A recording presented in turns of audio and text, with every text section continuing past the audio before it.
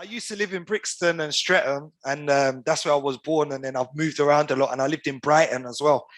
Now, Brighton is only 50 minutes outside of London. It's just after Croydon. You get past Gatwick, and you're in Brighton. I've been to Brighton with work, literally. Bro, Brighton, you'll be walking down the street, you'll see a guy in the morning. You all right, brother? Yeah, morning, how are you? Sweet. Bro, you get off the train in Victoria, bro. Yeah. Banging past, move. That's exactly. I mean, that's a reality situation. So imagine a white guy asking a black girl, "Oh, you're right." She might just get sleep in the bed. Had like a longest kiss of her teeth, and I'm asking her, "You're right." I just think, bro, you know what? I think you just have to. For me, I just allow people. Like, if I see a guy staring at me or something, like so many times when I've gone back to London, I'll see these groups of youths just staring at man, yeah. And sometimes I get in my feelings and I'm like, oh, what's this youth looking at? And then I just think to myself, you know what?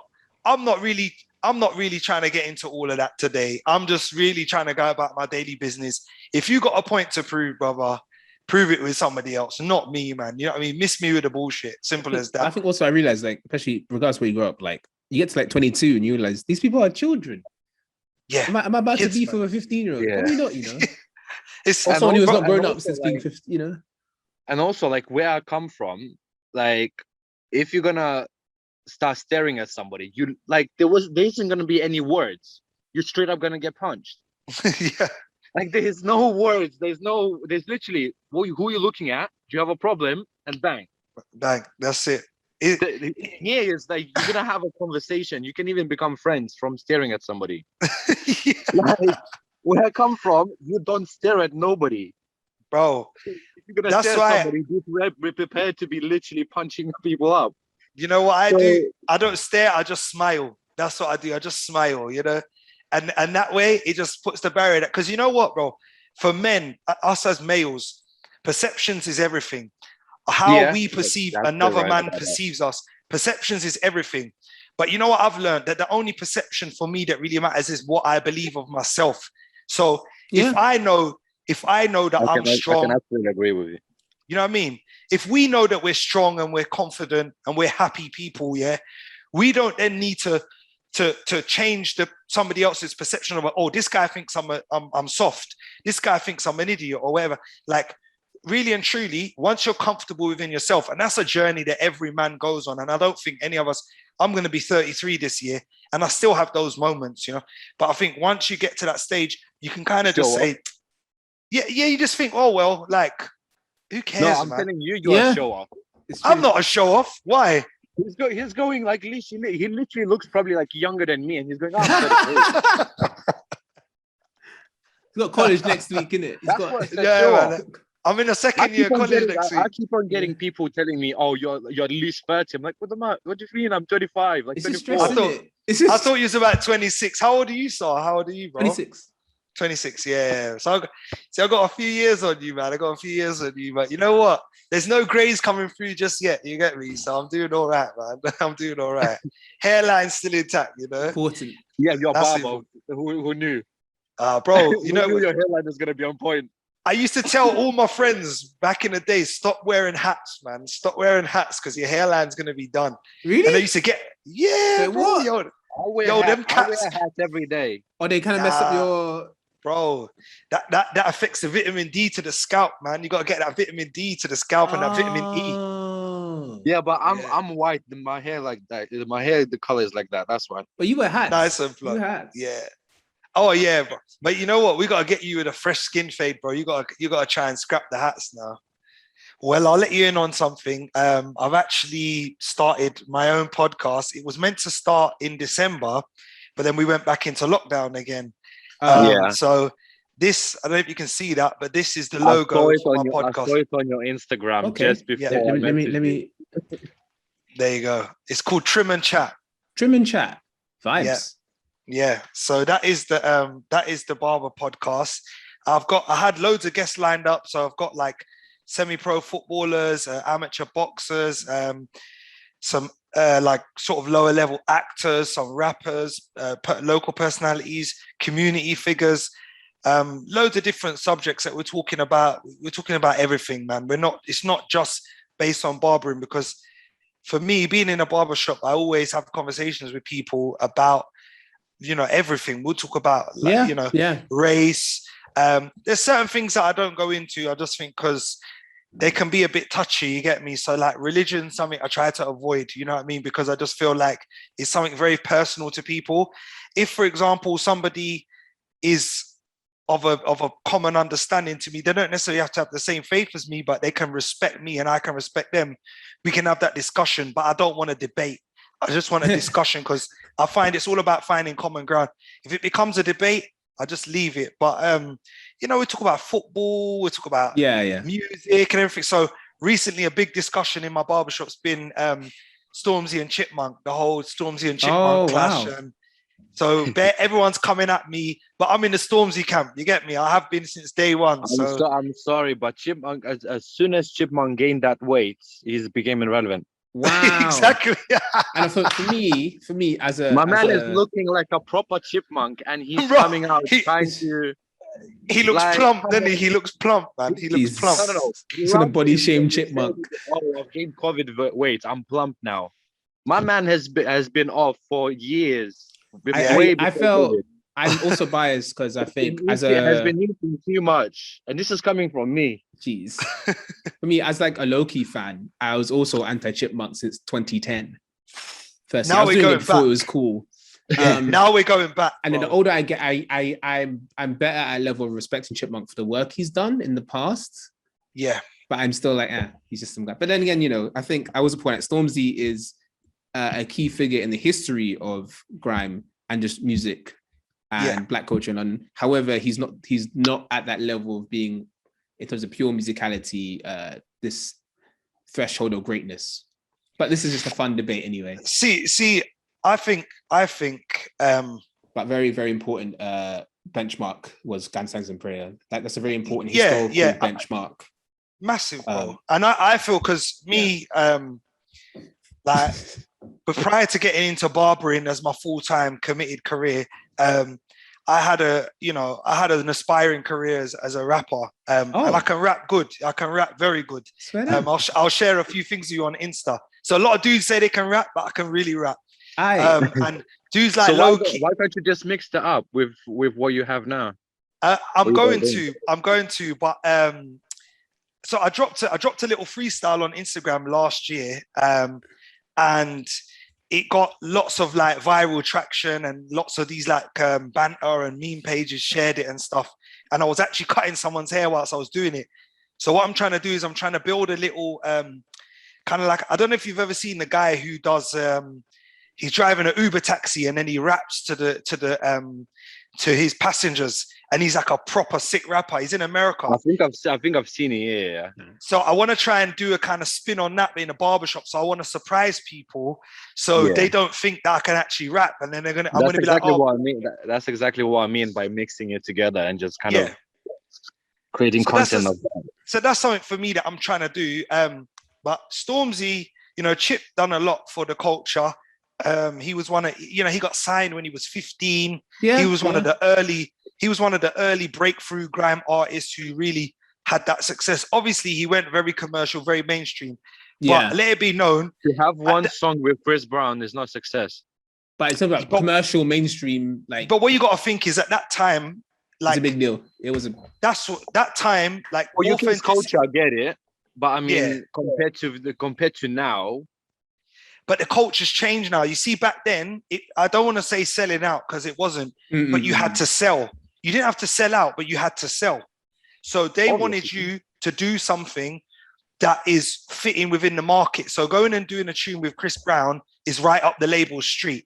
Going and doing a tune with Gigs, for example, just isn't up the street, is it? The labels aren't looking for that. But now the labels, like vultures that they are, they have now they've leached onto the culture, and now they're telling everyone, oh, don't change, be yourselves, rap about your drillings and your shankings and your chefings and everything, because we're going to profit from it either way, because we'll profit from good publicity or bad publicity. So they're vultures anyway. But for me, Chip, legend, much respect to him, but there's a big issue with him. He's a hater.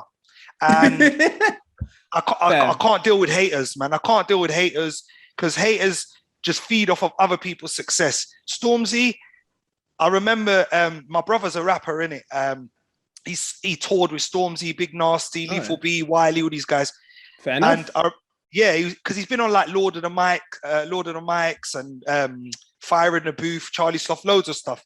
So when I saw my brother on tour with Stormzy, this is when Stormzy was just starting to come through. Like this is when I think he hadn't even dropped the Shut Up freestyle then.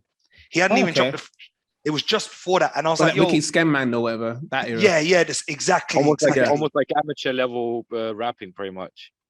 Not amateur. He was a very good rapper, but he was still building. No, but in terms of being like coming towards being professional and like actually getting big arenas and everything, he's very much like an amateur level, but he's climbing up. Them times Stormzy was still working at JD Sports. Yeah. Do you know what I mean? And so my brother, he told me, I was like, yo, what's Stormzy saying that? I'm like, yo, I think Stormzy's the next one to go, you know? And he was like, bro, Stormzy's the next one to go. He's like, Stormzy. And then my brother, it was my brother and Stormzy and some other rappers. They did a Fire in the Booth cypher with Charlie Sloth where the camera kind of spins around and there's bare rappers standing in a circle. Yeah. And Stormzy just absolutely bodied it. And then it was just like, okay, who's this guy? And I just don't feel like for me, Stormzy's like the new Dizzy Rascal.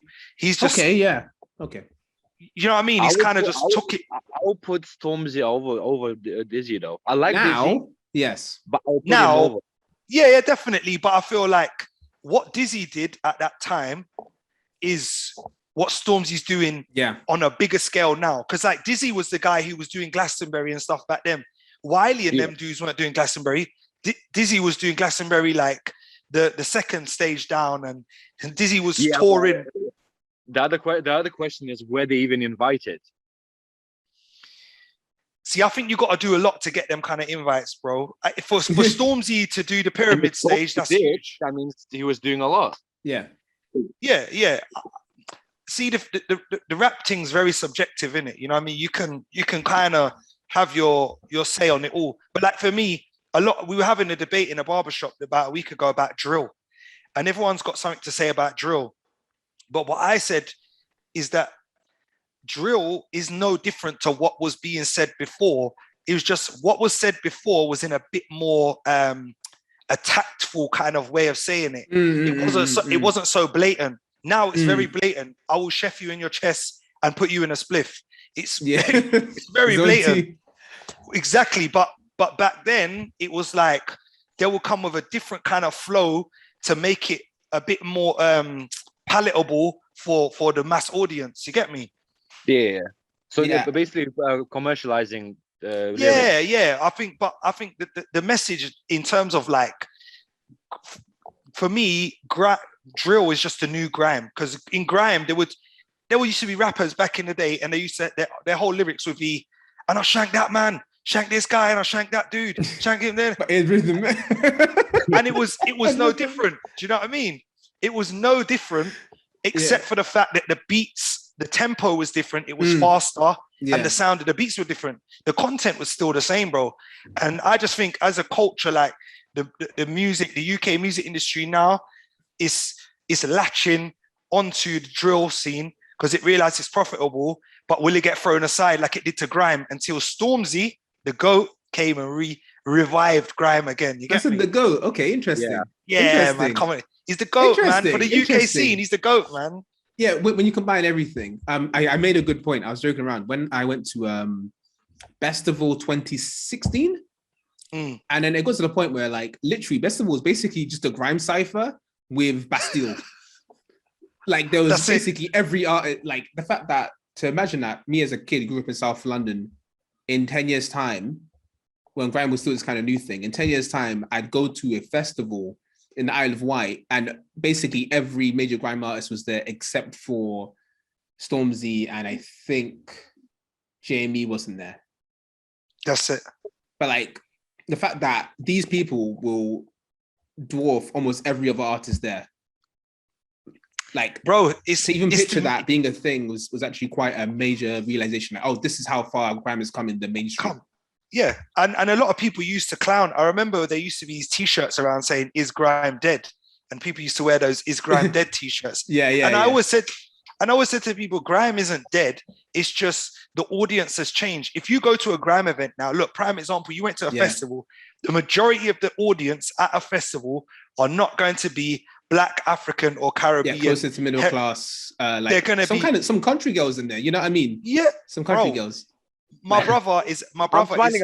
I wouldn't be in that event, but I'm just pointing because I'm white. I'm the only white here, so that, I mean, specifically, it's the combination of race and class. I think. Yeah, that is so different from the demographic of grime performers. Yeah, but back in the day, the grime scene, the fans were people like me and yourself, and we would go to the events and we would buy the mixtapes and yeah. But now it's changed. Like, my brother has been very active in the UK grime scene for years now, since probably 2010. And he always says to me, when he goes to like grime events, the majority of the crowd are not Black or people of minority ethnic backgrounds. The majority are white people. And the reason why is they're willing to spend money and support your thing. Because they have money. Exactly, bro. You know, and instead of rapping about how much money they have and how flashy they are and all this, they're actually willing to support your thing. And this is a sad thing, is that we have this. I was gonna say, isn't that a bad thing though? Intrinsically, no. Intrinsically, it's never a bad thing. No. Overall, okay, then it does pose some questions to the culture. Yes. Yeah. I mean, the fact that people that brought you to a certain level, can no longer come to your events. That's because the they don't because they don't have the money for it. Isn't that like? I wouldn't say they don't have the money, bro. I would say the attitude changes, because within the Black Afro-Caribbean community, and so this is what you got to understand. Like, when you see, for example, the rise of a lot of these artists now, a big reason why is because they're of African descent. They're not of Caribbean descent. So I haven't thought about that too much. Fair enough. It's huge, bro, because Africans tend to support each other a lot more than Caribbeans. Would you say that? 1,000,000%, bro. 1,000,000%. I've always believed that, and I'm not trying to be biased against my own people. Because if you look at like Skepta, you look at Stormzy, you look at Dave, you look at Jay Huss, you look at West Fecky, Africans mostly. Majority West African. Sub-Saharan, mostly. Stormzy's family are Congolese, I believe. And I think, is it Congolese and Ghanaian or something like that? Yeah. So I found that because when the kind of, you had Afro Swing, which was kind of like Jay Huss and Kojo Funds and these guys, when they came with that sound, the African community within the UK really supported it. Now, until it got the massive support from the African community, I'm telling you, the Afro-Caribbean community was not trying to deal with no Afro swing or no Afro beat. These lot were saying, yo, it's rap and it's bashment. It's a Jamaican thing. It's a Caribbean thing. I was going to say, don't they have it specifically, like they kind of cling to that that style that you just said? Jamaican people of Caribbean descent do obviously have a sort of affinity to bashment, ragga, and that kind of sound. But I feel with a lot of the West African artists coming through now, really breaking through, it's knocked down a lot of barriers. So other artists are realizing, like, yo, as a whole, the whole Black community within the UK is our audience. And I think that's where, you see what I'm trying to say? So that's where I feel like the lack of support, because only recently has this industry really started to get the support from its own people. Because in the past, Afro-Caribbean rapper, like, for example, someone like Wiley would break through, and then everyone will just badmine him afterwards. Oh, look at him, he's this, he's that. Okay, Wiley's an awkward example, but he's an awkward Wiley's example. not the easiest example to run. I understand what you mean, but Wiley's not Bro, the I've met easiest. Wiley. I've met Wiley. He's a scatty guy, you get me? He's very scatty. But I just feel like he's the reason why I give him examples, because he is like the godfather of grime, innit? Like, he was there. Wiley he birthed it, bro. Like, you know what I mean? He birthed grime, but I just think the support from the West African community to African artists is much bigger in comparison to Afro-Caribbean artists getting support from their own community. So what happens is somebody else steps in within that void now, like your middle class sort of white audience who like the music, and they want to support it. But in the past, they couldn't attend those events. Why? Because those events were frequented by a majority Afro-Caribbean people who would do what? I think it's also that, but on top of that, so there's a bit of gatekeeping, which some people have argued in favor of, because it's like, this is our culture. If you come here, you come correct. Mm-hmm, mm-hmm. But I think on top of that, I think there's also the realization of maybe this is the first generation where, I guess, if you go down a history lesson of sorts, like maybe going back to that original kind of older, like 1960s skinhead culture of a kind of those Generation X kids who got an appreciation for like the reggae back when Bob Marley was still alive, for example. The reason why Madness, the all-white ska band exists, for example. That's like Generation X's version of what we have with grime. Yeah. I think. In the sense that there's a bunch of like white kids who find this really cool thing, especially with this kind of mix of like race and class, of like white working class who really connected it, because when a grime artist is talking about certain issues in their neighborhood, like most white working class people will also relate to most of those issues. Oh, definitely, bro. Definitely. So I think it came from that. And then half those kids go to uni, and then you meet the middle class white kids. And I think that's why it's kind of in the same way how reggae was that thing for Generation X, the millennial version would be like the grime movement, I think. Well, Wiley used to have a common term he used to talk about, and he used to say, I'm a grime kid. I'm a grime kid. I don't know if you remember when Wiley used to say, I'm a grime kid. I'm a grime kid. So there was a generation of grime kids, and grime kids were of all races, all shades, religions. If you came up in that era of grime, you was a grime kid. I was a grime kid. I used to go to school listening to Dizzy, listening to Wiley, Kano. We used to have the cassette tapes of Nasty Crew versus Roll Deep versus Heartless. That was a little bit earlier. So you were a grime kid. And you look at people now, and I think this is a great example. And this is something I always ask people a lot. And I want to know Iggy's opinion on this. So we've got artists now like H. Now H was a grime kid. H came from grime. Yeah. He really came from grime. Now H has obviously used grime to catapult his career, and it's taken him to a whole nother level within the industry now. Now, some people would say that it's easier now to be a white rapper than it was back in the day for the grime scene, because I remember when the grime scene was big, and you would hear a white MC like Scratchy from Roll Deep, or you would hear Discarder from Wolfpack, people would say, yo, have you heard that hard white guy? Whereas with now, it's kind of like, oh, have you heard RD? Have you heard H? Have you heard Pot of Paper?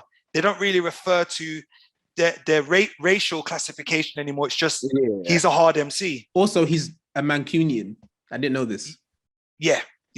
Which is obviously being outside of London as well. Yeah. It's the secondary city for grime, of course.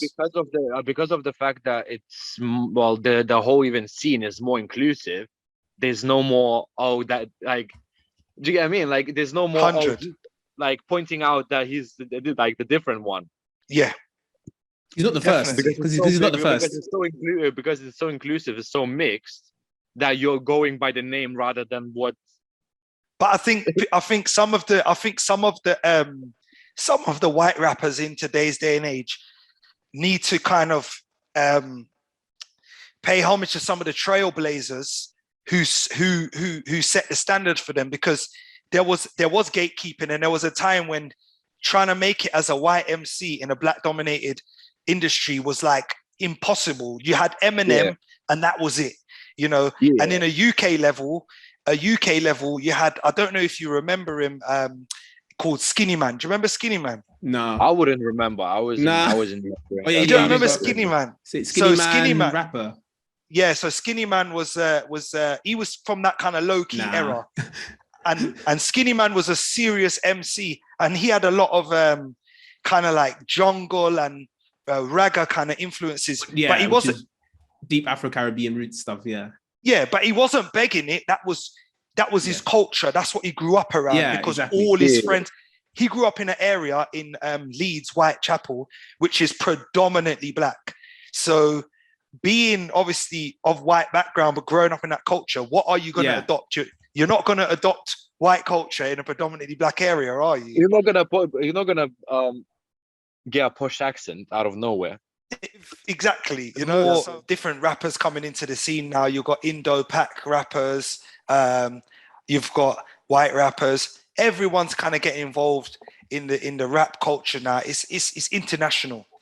But do you feel that like record labels now are realizing that they can take hold of this culture?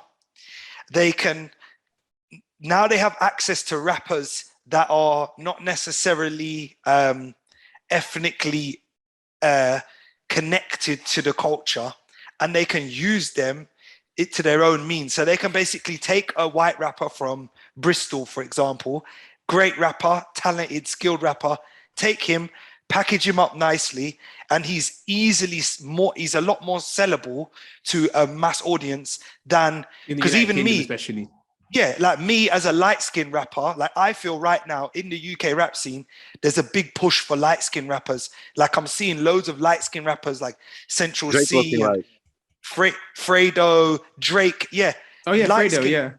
Like there's loads of light-skinned rappers. I feel like white and light-skinned rappers are getting a lot more of the shine currently than the more darker-skinned rappers, because it's a lot harder to sell a dark-skinned looking rapper by the name of Heady One to a mass consuming white audience. Do you see what I'm trying to say? Well, especially now in the modern era, that's the where everyone has a reality mixed race cousin at the moment. Exactly. Yeah.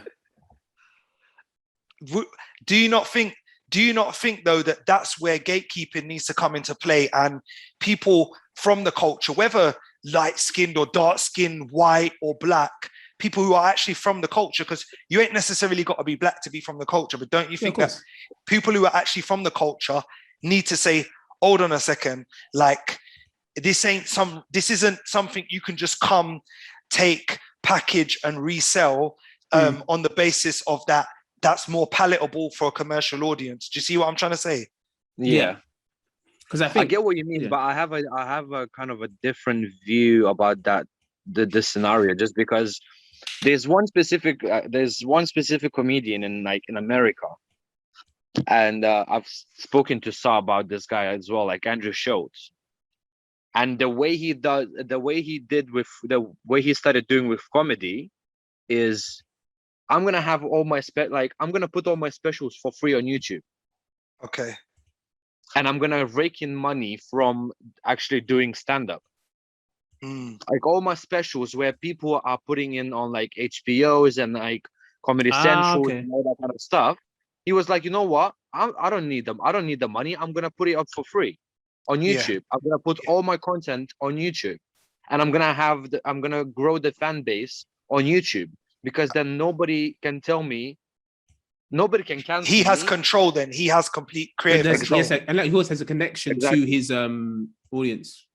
Yeah, in a sense. And exactly. And I think, and that's just my own opinion, I think there isn't. I really don't know anyone doing it in terms of like in the rap game in the UK doing anything like that.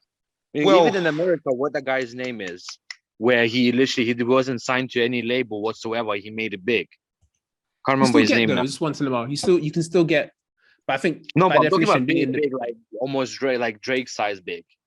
I can't remember his name. I remember the face. I can't remember the name. There is a push, obviously, in the UK now. We've got platforms like GRM. We've got platforms like SBTV, Link Up TV, and other ones. There is a big push amongst rappers to shift away from those platforms, because they don't have creative control over their content that are on those platforms. Once they signed it over to them, they don't have any creative control. They also don't have they have no kind of financial control in terms of the revenues that's generated from the music on those platforms. So if a new rapper comes in and puts a song on GRM and it gets 1 million views, unless it's stipulated in a contractual agreement that he gets 10% of all revenues through ad revenues, he will get zero. So he gets exposure. So he's famous, but he's broke. And that is what I'm trying to say is like, this is where for me gatekeeping needs to come in, and everybody from within the culture needs to say, hold on a minute, you can't just leech onto this thing now and start taking as and when you want in order to profit for yourself. It needs to be something where we allow you to take. And I just feel that the rise of rappers that are more, you know, more ethnically palatable for a commercial audience, it's allowing these people to just really get their claws in, and it's sinking deeper and deeper. Bro, every week we've got a new white rapper coming out who's an amazing rapper. He's an amazing rapper. And it's like, can't we see what they're doing? Like, they're just saying, yo, let's grab every single white rapper we can, make him go viral on TikTok, yeah, and go from there. And then go from there. Like, that's the formula. That is literally formula. Grab a white rapper, amazing rapper, talented guy, slap him on TikTok, do a few funny transitions and dances and challenges, and there we go, viral, millions in the bank, and nothing's been done for the culture. And honestly, that rapper, or even the rapper, or even the and in 10 years' time, I guarantee you he's going to be by the wayside, like with no real rap career left behind him, because they're just churning them out. But I think that is the outcome for most of the rappers that get all that almost like that burst. Famous persons blow overnight. Up. Like overnight, sort of the whole glow up. They get the massive jump. Afterwards, they're literally forgotten. Yeah. But then the people who were actually grinding and doing it their own way, they're the ones that stays. Definitely. Where are you based in London? Peckham. South London. I'm the white boy that lives in Peckham. Pecknam, yeah. That used to be. Obviously, I was from Brixton and Streatham, but I had a very close family friends in Peckham, so we used to go Peckham a lot. I was also watching something yesterday about it's on BBC iPlayer right now. It's called Uprising. I don't know if you've heard about it. Uprising. No. So in the 1980s, 1981, there was a house fire that took place at a birthday party.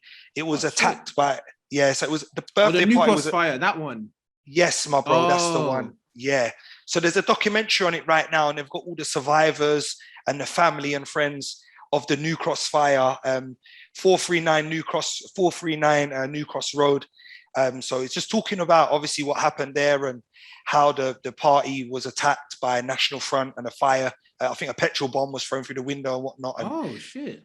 Yeah, 13 young black people ended up losing their lives as a result of the fire. But in the lead up to it, in New Cross, so in Peckham, Lewisham, and New Cross and Deptford and Brixton as well, there was 5 different fires prior to that fire had already happened, and they were suspected to have been by the National Front, but the police did nothing about it. And then eventually, obviously, this one happened, and the youngsters, they lost their lives. But that was just linking to the fact that we saying Peckham. So I feel like South London, for me, obviously, I've not been there for a long time now. I've been here in Birmingham and the Midlands, but it's still deep in my heart. You know what I mean? Like, I still remember going to like Battersea Park and Clapham Common Park, and Streatham Common and Streatham Ice Rink and where else did I used to go?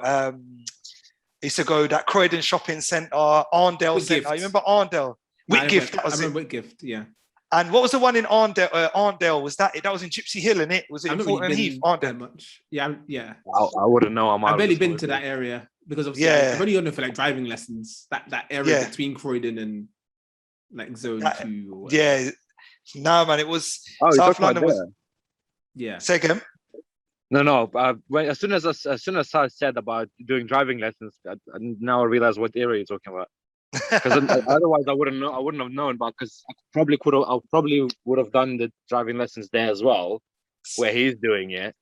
So how did you find Peckham when you first moved there, Iggy? Like, what was your reaction? Obviously, where are you from? If you don't mind asking, what country? Lithuania. Lithuania, yeah.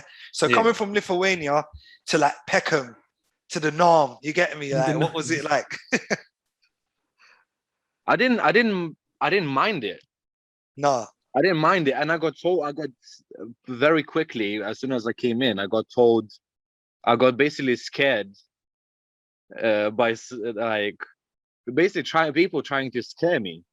Yeah. The reputation like, is a Beckham bit. is this, Beckham is that, It's a bit like too you're gonna homogenous. Yeah, like the you need to be reputation. careful and this and that. But I was just being myself. And I've had a couple of times throughout this time. I've had a couple of times when some boys, but it would literally be like 4 or 5 boys are trying to like stare me down or something, and I would just literally stare back at them. Yeah. I think being obviously like, I want to get this right. Lithuania is in Eastern Europe, isn't it? Yeah, northeastern Europe. Northeastern Europe. like Right? I didn't want to quite say it when it was in like the West or something. I look like a total idiot. No. It's next to Honduras, you know. I wish at least I could get a proper tan. Well, Just some sun. so I think like Eastern Europeans are built. They're built differently though. So fair. Okay. They're built differently. So for me, like the area where I live in in Birmingham is Small Heath. So have you watched Peaky Blinders? Yeah. Yeah. So obviously it's based. That's the area where I live in Small Heath. Very similar to like Peckham. Very diverse, black, white. You know, And historically Asian. so Everyone. as well. I learned historically. Yeah. So yeah. Yeah. It was a very lots of Irish, majority of the black people who were brought over and who resided here through the slave trade in the UK were based in areas like Small Heath, and a lot of them mixed with the Irish because obviously the Irish were kind of like second-class citizens anyway. Yeah. So obviously I feel like when Eastern Europeans come to these kind of areas, it's nothing for them because these men are built differently anyway. So it's just like, yeah, all right, cool. You've seen it. Oh, you think you've seen it bad? But Come on. some might be from like literal like war-torn countries. That's what I'm trying to say.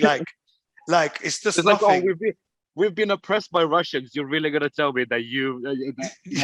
And the cold. I had no national identity for how many years, and now you're telling me that Peckham's so dangerous. Exactly. Yeah. Tell me about it. I think it's just about finding a balance. But then I think if you took like a middle class kind of white person from the UK here and put them in Peckham, they're folding. Like within 7 days, they are folding. However, with gentrification now, straight away going to be scared. Yeah. However, gentrification now, how it is in Peckham, I wouldn't say it's the same. They're going to be scared because it's Peckham. There's like, I'm seeing all of this, and I'm going, okay, cool. Like that person's doing that. That person's doing that. Like, yeah. I think obviously gentrification plays a big role, but I still feel that like they're right now the gentrification is kind of like. What is it like in Birmingham though? Yeah, it's happening. It's happening right now. Still, it's happening. It's kind of sad to see. Because in London, it's happening a lot. Yeah, it's been happening in London for a long time, but here it's happening. We've got a new train line that's getting settled, that's getting built here called the HS2. So it's going to be able to get from London to Birmingham in less than an hour, or Birmingham to London. Which you don't need. For being honest, but anyway. Yeah, really, because the other train was only an hour and a half. But anyway, I think it's an hour flat for one of them. I can't remember. Yeah, I think it's about hour 28 minutes was the average time. So anyway, now they're building this new one, and I'm based in Small Heath, which is right next to the city centre. It's at the back of the city centre. So all the areas around here, what they're doing is they're slowly buying up land, buying up properties, and obviously they're pushing people out further and further and further and further. And it will be similar to what happened in London, bro, with like the tower blocks and stuff. Yeah, the working class people and the social housing sort of people are not going to be able to reside there any longer because they won't be able to afford the rent costs. Will the houses even be there? Like even vague? Yeah, they might get them knocked down. I mean, obviously, a lot of the houses where I live, these are old Victorian houses, so it wouldn't be as easy. I can imagine I can imagine it would be very much from that same era that Peaky Blinders was. Yeah, it's a lot of the other day I went past the actual Peaky Blinders pub called the Garrison, so that's still there. That pub is actually still there. So there's a lot of old buildings here, and they don't have permission to just come and kind of knock everything down. But with like in London, obviously they've got blocks of flats and stuff. These are all new developments that they can get less than 60, 70 years old. Yeah, and they can get it pushed through legislation, and bang, it's done, and the block's gone, and then that's a whole community of people just dispersed. And it's sad, man. It's very sad, but I don't really know what to say on it because, I mean, it's not fully kicked in here at Birmingham, but I can see it happening. I can see it happening. You can almost see it coming in basically. You know, like so you know, like in Peckham, you've got you obviously with the gentrification, you've got a lot of your kind of hipsters. You got in Brixton too, Brixton, Shoreditch, Hackney. You got all these hipsters. So yesterday I was driving somewhere, and the area where the Peaky Blinders used to circulate, which is called Digbeth. So it's called Digbeth. That is fully hipstered out now. Like it's just fully hipstered out. Because of the popularity of the series.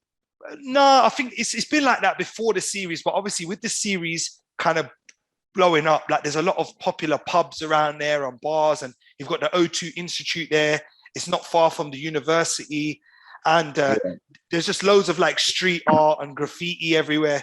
And I don't know what it is, but hipsters just flock to these places. Like as soon as they see they just flock there, man. I think there's a really good correlation though. If you look at places that are seen as cool and trendy, trendy is one of the worst words in the English dictionary. I think it's been ruined for me because every time I heard the word trendy, it just speaks, it's been gentrified, but I don't care because I'm middle class. But anyway, I think it's the mixture of, if you look at the type of things people can get into once they are middle class and comfortable and don't worry about, just working to alleviate poverty, deeper arts and other creative enterprises, where would they go? They would go to those corners, like the Shoreditches of the world. Because because these are filled with people who have fought against like the odds and being able to actually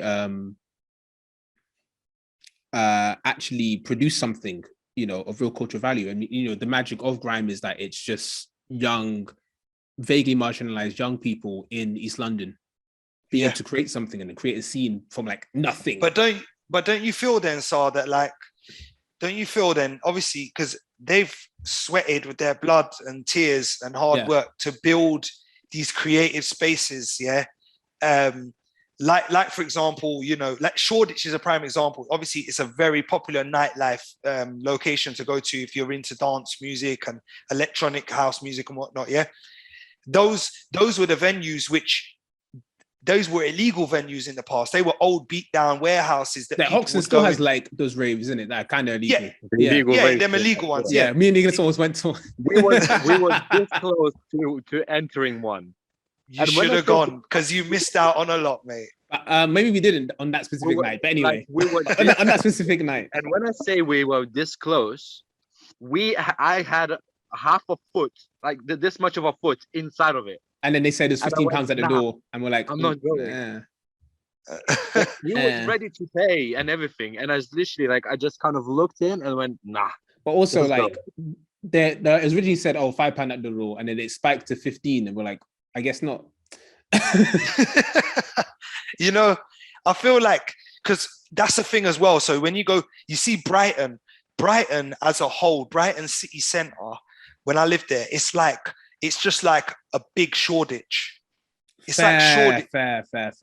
It's just like a big Shoreditch. Yeah, you've got your working class geezers and your football kind of hooligan fan type of guys. But Brighton city centre, just the city centre itself, is like a big Shoreditch. You got loads of trendy bars and guys with funny mustaches and roll ups, and their trousers are kind of turned up in a funny way, but everybody's cool. Like, honestly, I'm not judging no one because that's what you're comfortable doing. Like when I went to Brighton, I started to mix with, obviously going from living like in the ends and then going to Brighton. That's where I was kind of able to sort of interact with people from different backgrounds, like who had a whole different outlook on life to me. I was living ghetto life before I went to Brighton. When I went to Brighton, I wasn't living ghetto life. I remember getting there on the first night, and my cousin's like, "Yo, we're going to this party in some old closed down garage. It was like some garage arches, and they turned it into like some kind of underground rave." And I remember going there and I'm like a bit on edge, and my cousin's like, "No, you're good, man. Like, you're good." I'm like, "No, I'm just watching. Like, I'm just making sure everything's all right." And he was like, "That's what you do in London." Yeah, and he was like, "You don't need to do that here. Like, everyone's cool. You get me?" And I think that's what being involved with, I think that's a good thing. That's the good side of gentrification, is that obviously people of different cultures and social statuses can mix and can find a common ground. It might be that you're really into house music, and on that basis, you mix together and you might make friendships off that. It might be that, you know, I remember always crazy story. I remember I met this girl from Iceland, and she loves everything about Jamaica. She was from Iceland. Yeah. No, like the Nordic, like people from the Scandinavian regions is for that. Like they really latched onto it. I mean, one thing that really hit me, for example, was No, I'm laughing. It's for a completely different reason, to be honest with you. But no, but like it's quite a big thing because now. I had like 3 or 4 different jokes in my head that was like that would take you to a completely different I think there's a big level. commentary there. Like if you look at like just Jamaican influence on world culture over the past 50 years, I don't think any country with that low of a population has done anything. Maybe ever. Mad, innit? It's mad, innit? It's There's crazy. never been a country with that population size that's influenced that many people in 50 years. It's crazy. I don't think it's ever happened. And I think it's a weird reflection of I think partially is things like, even for example, grime culture, like is, you know, I think a lot of underground inner city culture does come from the influence of like the Windrush, for example. Oh yeah, and like definitely. the kids of that and how that fed into music. And I think because we kind of ride on the back partially of America as, you know, Anglophone dominance, because everyone learns a bit of English in the world. I think it kind of crosses into that as well. I have the feeling that like the reason that Jamaican culture was or even is this popular and like it kind of almost attract masses is because it's very much of we're just doing our own thing. If you want to join, you can join. Yeah. Like you can join in if you want. Well, the motto of Jamaica, the motto of Jamaica is out of many, one people. So that is actually, if you look on Jamaica's coat of arms, above the coat of arms, it says out of many, one people. Because you can go to Jamaica right now, and I've met people myself, and they look just like you, Iggy, and they speak more Jamaican, more patois than me. I've met a Chinese man who's full on Jamaican. And when you say to him, where are you from? Say, me a Jamaican. And I'm like, you look like you're Chinese, bro. But then I realize, like I've been to Hong Kong. I've been the same thing. It's weird. But it's I think that's the difference between, there's cultural appreciation and there's cultural appropriation. And this is where I'm just trying to see where the line becomes a bit blurred, because I feel like, you know, a girl from Iceland who loves everything about Jamaica, and the first thing she said to me is, where can I get rice and peas? You get me? Yeah. That's like cool. Quality shit. Yeah. But then, for example, been in Brighton and I don't smoke. You get me? And then I've had like some middle-class kid come up to me like, bro, can you get me weed? Because immediately he just assumes you're black, you got weed. And it's just like, bro, do you see? Like, do you smoke, bro? Do you smoke? Do you smoke, bro? And it's like those kind of like assumptions. Like I don't really, that's a kind of cultural assumption that I don't really like either. Yeah. I had a very similar assumption while it's quite literally while I was working. Like I work as a driver, so I was literally outside. I drive a van, so I was sitting in the back of my van. I was smoking a cigarette, and some boy comes over. He goes, do you want some weed?" I'm like, I literally looked at the van. I looked back at him. I was like, "You really think I'm gonna lose my job over taking weed from you?" Yeah. The logic. But you know, even me, sometimes I get it. Like I'll see these little weed shotters and like I'll be walking past and they're like, "But brother, you smoke weed?" I'm like, "Nah, bro, I don't bun, you know. I don't smoke at all." Because it's just an assumption. I think and I think as well, nowadays, like that whole kind of thing of smoking weed, it's been kind of commercialized. Everyone thinks, oh yes, everyone smokes weed, like it's just normal to smoke weed. But there are a lot of it's very mainstream, but there are a lot of people out there that just don't smoke. Like I don't smoke, I don't drink, I don't do any of that stuff. Obviously for my own personal and religious reasons, but I just find that I live a purer lifestyle like that. But when I find people assuming that on the basis of my race, I find it quite offensive. You know, I do find it quite offensive because I'm like, like, brother, like you just assume because I'm black, I smoke weed. I don't. Like, I would like for you to come up to me and say, brother, do you know where a good bookshop is? Or brother, do you know what I mean? Could you point me in the direction of like somewhere for some really nice food? Because like now we can kind of go straight into the kind of the Euros. Come on, then. Can talk about racism. Yeah. Wait, sorry, one second. I need to get something real quick, but yeah, I mean, feel free to. It's recording now, isn't it? All Okay, right. cool. No, Okay. no, it is. No, just give me a second. Feel free to let me just go. Because my own opinion, because Sai is fine. He probably knows my opinion anyway about this. I said it. I've said it a lot of times. I think it's a very much a generational thing where the generation before was the racism was the existence of racism was much more prominent than it is now. Yeah. And I'm not talking about in social media. I'm talking about in your everyday life. Yeah. Societal. Yeah. So within the society, the racism was much more predominant in earlier generations, and within each generation, it was going down. Like Yeah. the only reason now it's so predominant is because of social media, because everyone can go on a phone and just post Say whatever something. they say whatever they want, because Yeah. they think, oh, I have some sort of wall. Well, you don't. Yeah. You can be found. It's You happened. can be found. It's literally Yeah. social media for a reason. Like you're Yeah. posting up your information on it. Like Obviously, I feel like, see, the thing is what I think, yeah, with racism now, like obviously after what happened after the Euros, that was the ugly face of racism that just came to the forefront. But it's always been there. I was born and raised here in the UK. My mum is white British. My dad's black Jamaican. Yeah.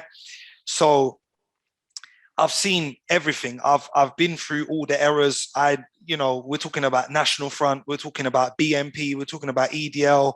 We're talking about every kind of racist group that's come through in this country and propagated and perpetuated these kind of opinions. But for me, like growing up, I was always taught, just deal with everyone as a person. Don't just, oh, that person is of this race or that background, so just assume they're like this. So experiences I had have been many. I'm not going to go into all of them because there's so many, but things have happened in the past, racist incidents. I was going to ask you, I was thinking specifically for the podcast. Yeah. I was thinking of like asking you and Sai if you actually have experiences. Yeah, I can tell you a couple. Because I think I can't speak about it. Like I can only speak and as funny as it may sound, I can only call the person a bigot, not a racist, because of when they are kind of being negative towards me in that kind of way. Yeah, but that's because it's usually within the same race, so it's not exactly racism. Obviously, it's not racism, but it's bigotry and it's prejudice. Because I don't care what anyone says, towards Eastern Europeans in this country, there is a massive prejudice. Yeah, they're all coming here and taking our jobs, mate. Yeah, that's what's always said. Yeah, and it's been said since day one, bro. But thank God I'm not of that ilk and that mindset. But in terms of racism and the things that have been said and done, bro, I mean, growing up, there's so many. Like, there's actually so many. Because I've had a lot of, in one of my previous jobs. I remember I had one day I was working with literally, because we're working in like teams, and in my team it was literally like my team manager, like our general manager, and then it was my team manager, and then there was one of the staff members as well. There's like four of us all working, and I was like the only white person there. Yeah. And they literally, like, I can't remember what exactly triggered it, like whether it was my question or something, but they straight away started telling me like their own experiences of like literally growing up in UK, like growing up in London, and like what experiences they had just because they're different, like skin color. Yeah.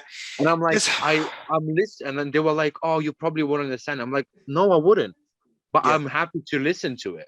Yeah, I think just because you haven't experienced something doesn't mean that you can't contribute to the conversation, bro. That's what I'm trying to say, because that's the point I'm trying to make is like, I'll give you an example. So this is one, there's been many, and I'll slide through a few of them quickly. So one example is when I lived in Brighton, me and some of my college friends, we bumped into each other. So we were on our way home after a night out, and we bumped into each other.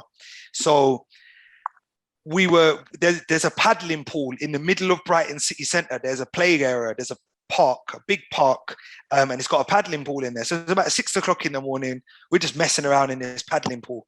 Anyway, we decided, right, we're going to go home now. It's time to sleep. As we came out of there, we saw a group of 6 guys.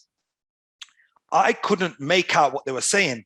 So I thought there was like Russian or something, bro. I couldn't make out what they were saying. Turns out that they were Irish, but they were really drunk. So their speech was very slurred. And and what they were making monkey noises at me, telling me to go back to where I came from. Now, I was one mixed race guy with 3 white guys. And my white mate, James, he goes to me, "What did he say to you, Jay?" And I said, he called me a monkey and said, "Go back to where you came from." So, you know, we got into a fist fight with them, you know what I mean?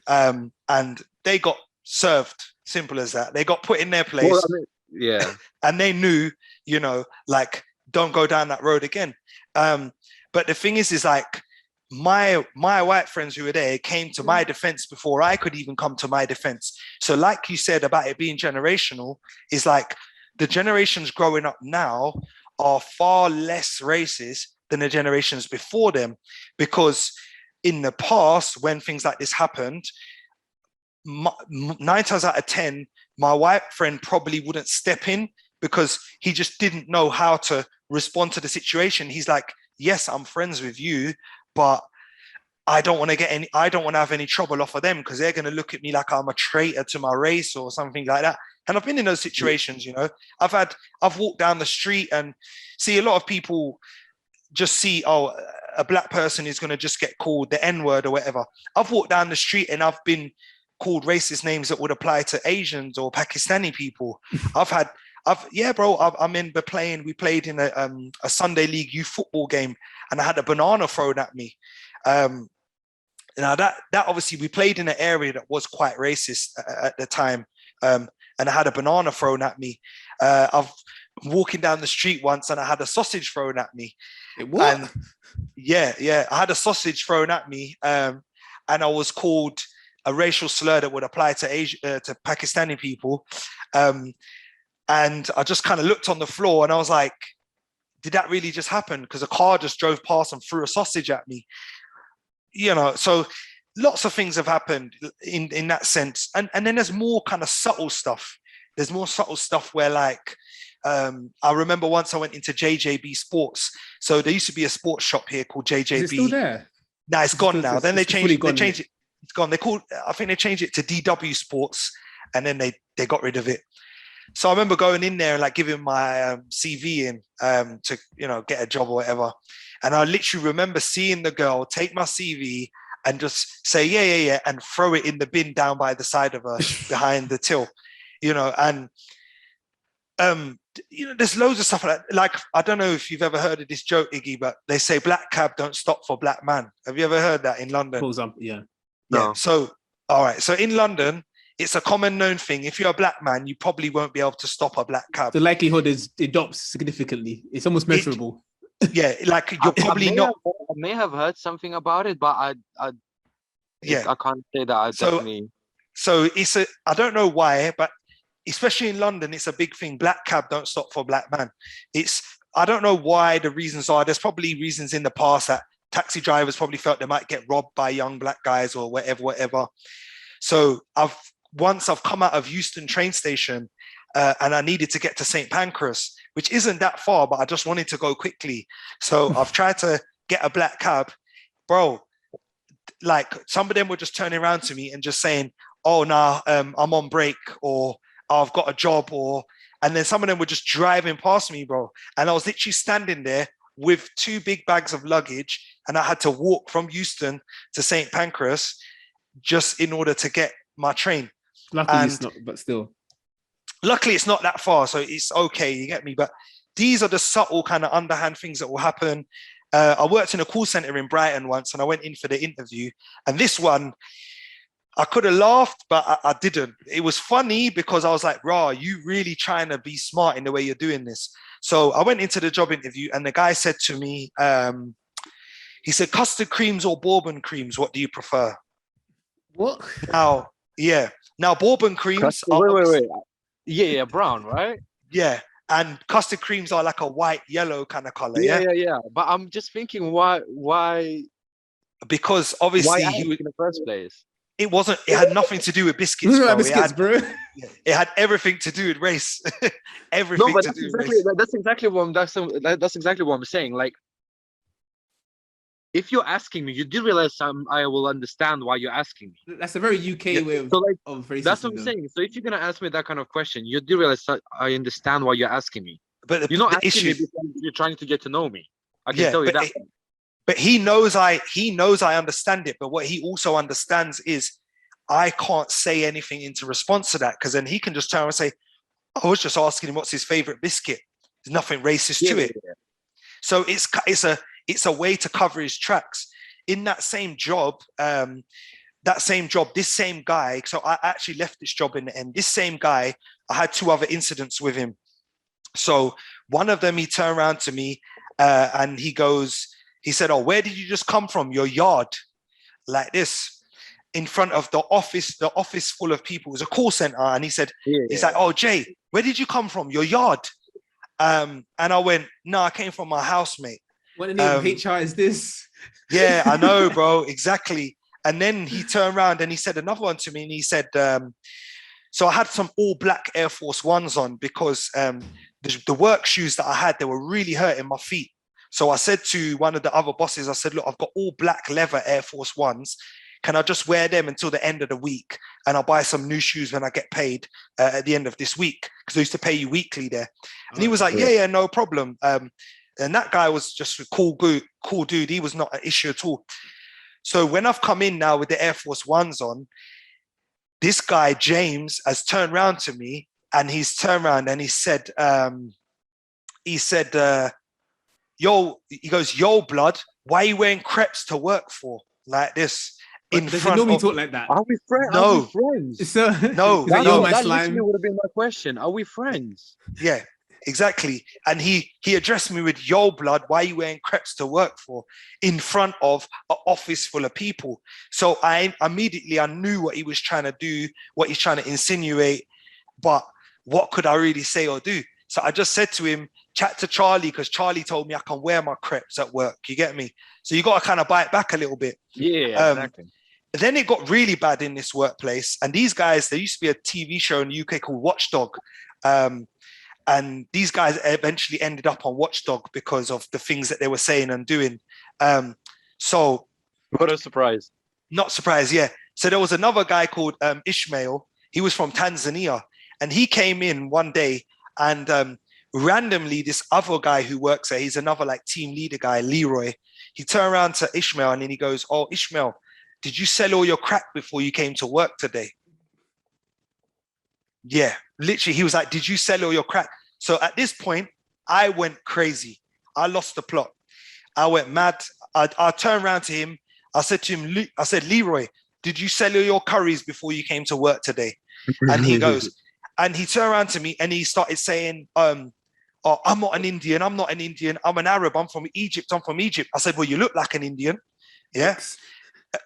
Just to bite back. I said, well, you look like one. And he goes, well, I'm not. I said, exactly. I said, and Ishmael is a black man, not a crack dealer, And then he was like, oh, I want to talk to you around the corner here. And in front of the office full of maybe 60 to 70 people, I said, we talk right here like men. You got something you want to say? Say it to me right here, right now. And obviously he didn't really want to have that conversation any further because he knew he stepped in it at that point. And it was to the point where I was willing to get physical with him because I was just like, yo, like we're coming to work, we work in a call center, we're doing our job like everyone else, yeah? And then there was a Jewish guy there, and I remember he said something to the Jewish guy, and I was like, yo, that's bang out of order. And then and there was a ginger kid there, and he literally said in front of everyone, he said, don't you sometimes just want to kill a ginger?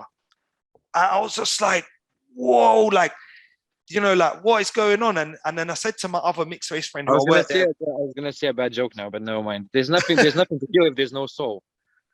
Oh my gosh. You're bad, man. I'm not weird though. Like one thing I found weird though, like that was weird way of understanding how anything could be an issue. Like, I was talking about how, like, I was talking about cyberbullying, but from the point of view of Keir Starmer, as an example. A bit of a tangent, but I was talking about how, like, Keir Starmer gets cyberbullied. He can't post a normal tweet without someone bringing up something about him, even to the point where people bring up unfactual things about him. There's a lot of factual issues with Keir Starmer, for example. But one factual issue that's not is that Keir Starmer actually does like football, and he's not just posting it to be relatable. He actually is into football, for example, right? But people act like, he's just pandering to people, but he actually does like football. But like I said, with bullies and stuff, facts don't matter. There's no logic. There's no, There's never, there never is any logic, bro, because that's how they are. But I just think like, going to work in a modern society, if we're based on equality and everything, like, it shouldn't be a situation where I'm being like singled out for my race or my religion or my ethnicity or something. Like, I've got ginger hair. Like, the ginger people always get a really bad ride, and like, some people would just say, oh, it's just banter, it's just funny or whatever. But it's like, imagine how that ginger guy felt at work when the guy turned around and said, oh, don't you just sometimes want to kill a ginger? And I was like, yo, it's going so far. And like, but I think in this country back in the day, there was a culture of kind of underhand racism, and it was kind of like, oh, it's funny. Oh, I'm not racist. I got black friends. Oh, I was only messing around. I was only having a little laugh with you. But I'm gonna give you a little pushback on this. Just because, well, I'm white, so apparently I can. No, because I can give you an example, for example, like that me and Sa had. And the reason I'm giving you this example is because, and that is the reason why I kept on saying before, is that what you should have said to that person was, are we boys? Are we friends? Yeah. Because me and Sa, we went to, a couple of weeks ago, I think, we went to this kind of like very much borough market kind of, basically they have like food and drinks and all kind of stuff, but it's like different stalls. So we went there, and because it's very much a hipster place, you can imagine what kind of what color most of the people was there. Yeah. So we kind of started walking around, like looking for a place to sit down, and he goes, "Nah, I'm not liking the vibes here." Yeah. So my response was, what? Just because they're all white? See, so I would say to you on that one, bro, it's a trap. You can't answer these questions. You got to ride it though, because those are the types of things that used to happen to me in Brighton when I would be in Brighton. Obviously, I'm socializing with people from a totally different background. Yeah. So sometimes they would say to me, we're going to this bar, this trendy bar, or this house party. I like trendy bars. Or these, and you would go in there, and predominantly, obviously, they're going to be white people. But what I always find is, don't allow yourself to fall into the trap of thinking I'm different to them. You're not. The thing is, like, okay, I also clear up though. Like, I went to the University of Kent. I studied philosophy and linguistics. In my linguistics class, there were more Germans than men. Okay, to give you an idea of how white middle class women that course is. Yeah. For example, philosophy the same. Basically, like philosophy, there are more people from the United States than black people. To give you an idea, right? It's not like a comfort thing, but it's particular times where it's like certain little things. It's more the gentrification vibes or the vague cooker cuttiness of a lot of places. And that, I think I would say that's the biggest crime of gentrification. It's not, well, of course, there's the big issues, right? Around, marginalized people being pushed out and stuff. But it's like, what is it for? And often it's purely just for a vehicle of money. And often in this country, that means we're going to build a bar or an overpriced house. And there's no passion or imagination or push to do things that feel like real and cultivating some kind of originality. And that's what I meant by the vibers off. But and obviously you can go to them places and they're quite pretentious and it's quite fake, isn't it? You can go, I know what you're saying. It's cute, it's cool, but it's like there's no advantage. Like, it's not cheaper than most places. It's not more interesting than more places. It's not better space than other places. And of course, there's other little frustrations, like I have to download an app just to buy a drink, and obviously there's a bunch of the point is the fact the point I was trying to make is because we are boys, because we are friends. Yeah. He understands my humor. I understand his. Yeah. Even if I'm gonna say something like that, he understands I'm being funny. Yeah. He understands his old jokes. For me, so obviously being in the barbershop sometimes, like I've had so we had this conversation in the past in the barbershop, and sometimes I've had people be like, how do you feel about the N-word? And I'm just like, look, if you're not black, you can't use it. It's just simple as that. I don't care. There's the Chris Rock example is the only time. Chris Rock is... Bro, I don't give for me, there's no tolerance. I don't give it. I don't care if you're Asian. I don't care what you are. If you're not black, if you've got a bit of black in you, you can use it. And if you ain't, you can't. I'm gonna get a DNA heritage test to find out. Nah, they remind me of the Chris Rock example. Just so I can add an extra word to my vocabulary. Like that's literally like I would spend £200 to get a DNA test just to put one word into my vocabulary. Which polarizes even black people. And should anyone say the N-word, for example? As well. I don't. You see, the thing is, I'm not somebody who uses that word very often. I'm not gonna say I don't ever use it, but I don't use it very often. Now, I've never heard this boy use it once. No, and I rate him for that. I rate him.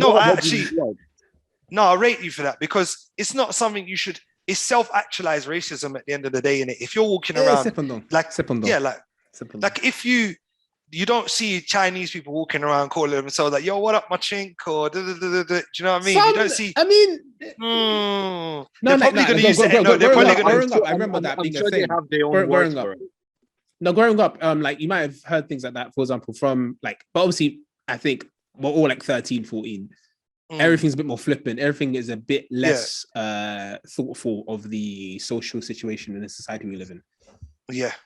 For example, the words I used at 13, I mean, for example, I had them documented because I have YouTube channels since I was 13, documenting the words that are more common in my vocabulary back then, both for good and bad, so different from now, or even 4 years ago. For me, I just think like there's a line that shouldn't be crossed. And obviously I'm mixed race, and my wife, she's Pakistani. So we have a very diverse household. We don't use that type of language. You don't even fair. You don't really need to. In a way, you don't need to, bro. No, like not at all. It's not even something you should entertain using, because at the end of the day, it's self-actualized racism. It's racism that was perpetuated against you. You've now taken it on, and you're trying to reclaim it. You can't reclaim it. There's an idea, though, I think, of the magic of the kind of. So the N-word is, I think, one of the best examples of like gallows humor. I think you don't have to say an N-word. You can actually say the word. You realize that, right? Yeah, but I have sponsors. Okay, right? I have a company. You know what I mean? I have sponsors. Anyway, you can still say it though. Now, what I'm saying is, it's like I think the reclaiming is the kind of gallows humor of like, I remember they used to call us this. In a way, but a lot of people replace it with like, instead of saying that, you say like chief or king or whatever the fuck.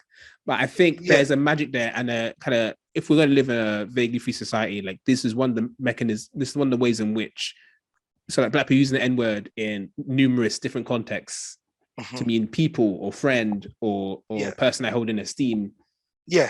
Or even in a negative way, like these 4 or 5 different meanings that you can translate. Of course, it's not one monolithic meaning in terms of like there's many different meanings for what it can relate to. But I just feel like you could say my brother, or exactly what I'm saying, like my guy, my dude, my bro, or my slime. I just feel my slime. You wouldn't say that.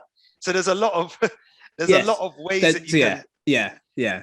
I'm not saying like, how could I explain, bro? I don't know. Like, obviously I play basketball in it. So I've recently picked up an injury, so I'm not playing. But if I was playing basketball and we were in like a cup final and I passed the ball to my boy and he hit the 3-pointer and it was the game winner. Yeah, that's it might roll off my tongue. I'm just keeping it 100 with you. You get me? You know what I'm saying? So it's probably going to roll off my tongue. You're using selectively then?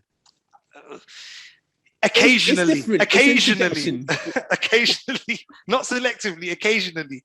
It has to be the right occasion, you know what I mean?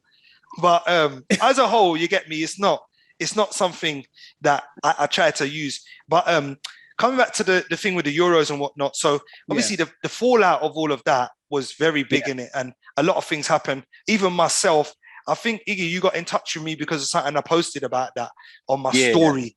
Yeah.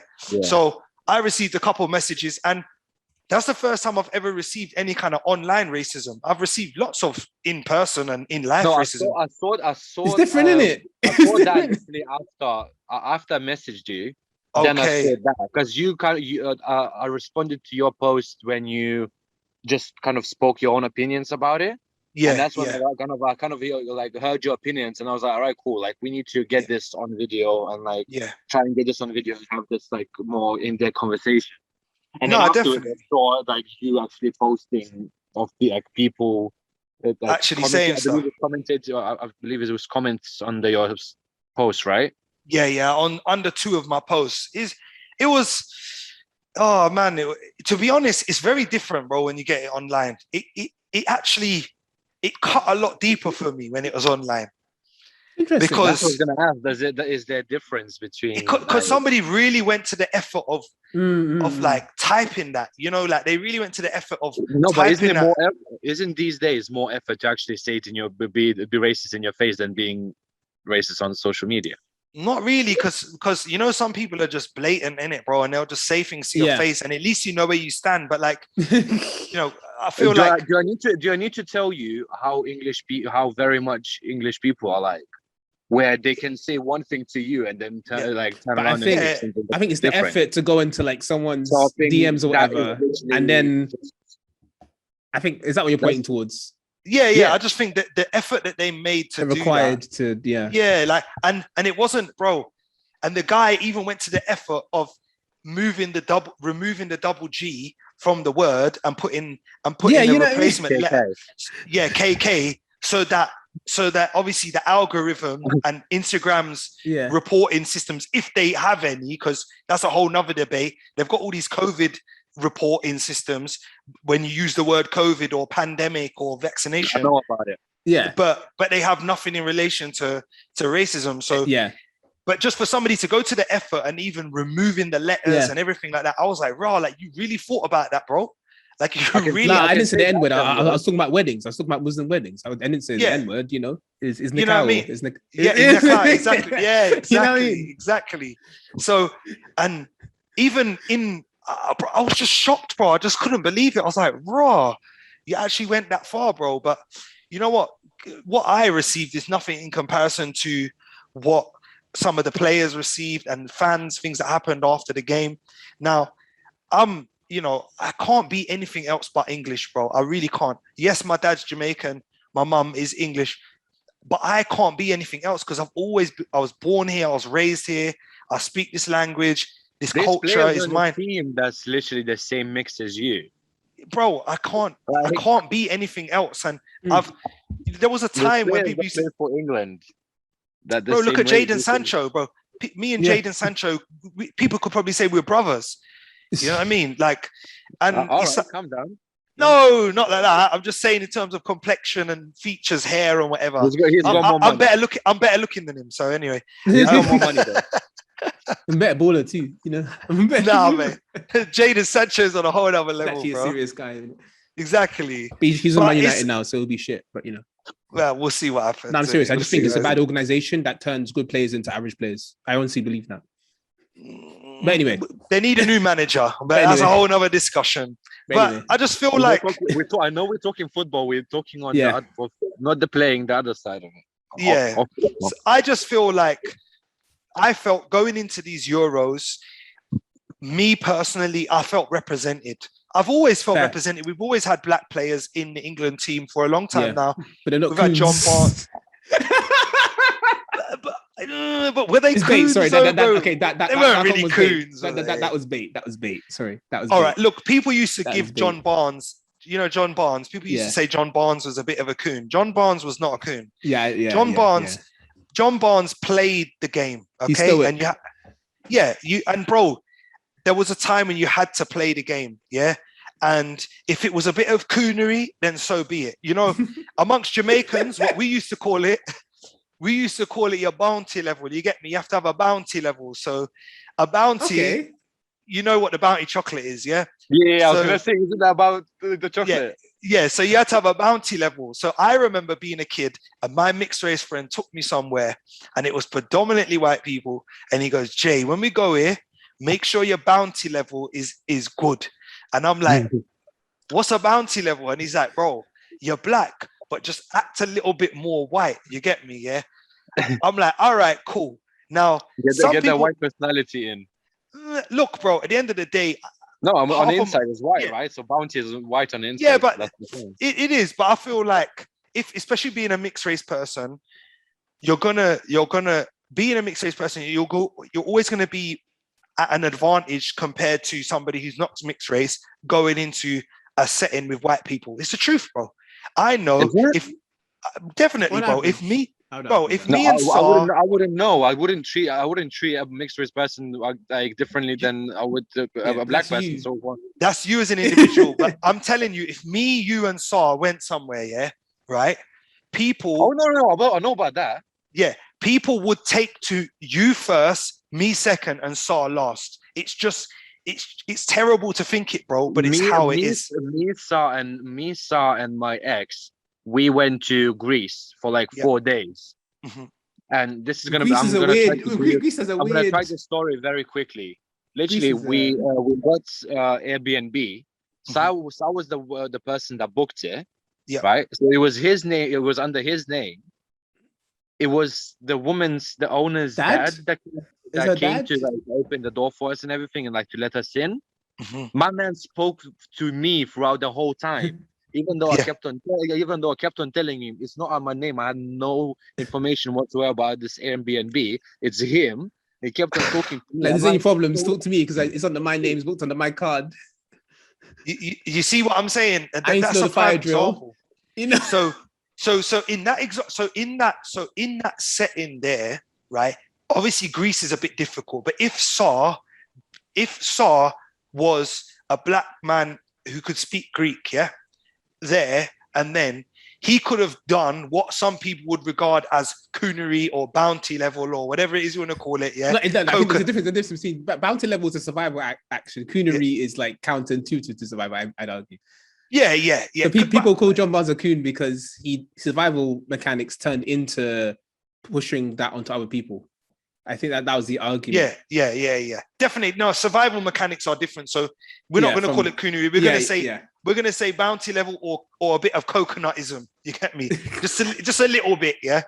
So sometimes going into that setting, you need to do those things just to kind of take down that barrier a little bit. Now, you shouldn't have to, but guess what? You have to. That's the sad reality. So I've gone into settings where, you know, people could look at me and think, oh, young kind of hoodlum, mixed race guy, but then when I start speaking to them, I'll speak to them in a bit more of an intellectual, you know, informed kind of manner, and they'll think, oh, right, like, you know, sad to think it, but they'll think, oh, he's not that kind of stereotype that was assuming. Yeah. I don't want to say he's not like them, because that's exactly what they are thinking. They're thinking he's not like them. But I don't want to say that because I don't feel that I should be trying to make myself different from the them, because I am the them. That is my people. But footballers, as an example, like going into these Euros, I felt represented. I felt like we had so many players there who were really representing, you know, you had Marcus Rashford, you had Bukayo Saka, you had Jadon Sancho, you had, Kyle Walker, you had Calvin Phillips, you had so many different young, Calvin Phillips, for example, one parent is white, one parent is mixed race. So Calvin Phillips is on the lowest spectrum of blackness, but he's still regarded as as black. Do you know what I'm trying? Do you remember back in the day, people used to say quarter caste? Do you remember quarter like caste? a half quarter caste. And then growing up, I'm like, that's kind of wild still. It's kind of wild. Because obviously it's a legacy of like caste as well. It's Bro, a legacy of structured racism, like the apartheid and what happened in India, for example, what still happens in India. You don't say quarter caste anymore. Quarter caste isn't. That is really. You just don't say that. 10, 15 years ago, being a kid, it's like. I might bring you back. I don't know. Like 10, 15 years ago, like as a kid, you'd hear. After your DNA test, Iggy. After your DNA test. I ain't paying £200 to find out that I'm related to Vikings or something. So I was bringing back to like the idea of like things like quarter caste and terminology like that from like Generation X era about how deeply segregated the layoff was. I remember this is only like you have to also put in perspective like 20 years. Most of Afro-Caribbean regions were still colonies only 55 years ago. As well. So there's a lot of deep like structural things that were still there only 30 years ago. And I remember I was talking about how things like the first interracial kiss on TV in a program is what, 1980 something, late 80s, I think. Wasn't it Patrick Truman, the guy who plays Patrick Truman? I think. Do you remember Patrick Truman from EastEnders? Yeah, was it EastEnders? Or like it was a different TV show. Yeah, but it was that actor. Yeah, I think it was that same actor. Maybe. Probably like 30 odd years ago. Do you remember there was an old TV show called Love Thy Neighbor? I've heard that name just because I studied media, but I've not watched it. I've heard of it because I studied media, but I've not watched it. So that TV show on there, they used to call people. So there were a lot of racist terms in the UK that you probably wouldn't be aware of. So you had like spear chucker. Somebody would call you a spear chucker. And these all came shit like that, And these all came from Love Thy Neighbor. I'm just trying to kind of wrap my brain around the words, the name. So you get called a spade. Somebody would call you a spade. Yeah, Rudolph Walker. Rudolph Walker. So it makes sense. Yeah. So you had they would call you a spear chucker. They would call you a spade, a Zulu. Because the movie Zulu came out. When did Zulu come out? The movie Shaka Zulu. I think it was was it late 70s or early 80s? Yeah, the one with Michael Caine. Even I think there was 64. A few things. 64. So you had obviously all these kind of things being used against you. And it was even like conversation is going long. I'm going for a cigarette. No problem. Even do you remember Only Fools and Horses? I've heard of it. So Only Fools and Horses, they had obviously Only Fools and Horses, they didn't really say too much about black people in it, but they had a lot of racism towards Asians, Indians and Pakistanis in Only Fools and Horses. I've not really watched it deeply, so I would have. A lot, man, a lot. So you could go on. So for example, everyone bigs up Only Fools and Horses. Oh, it's so funny, it's so funny, it's so funny. So I said to people, I've watched like a little bit.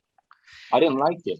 It's very racist, bro. It's very racist. Looking back, I've not really watched it. Like I appreciate some of the humor, though. I would say, but like, I've not.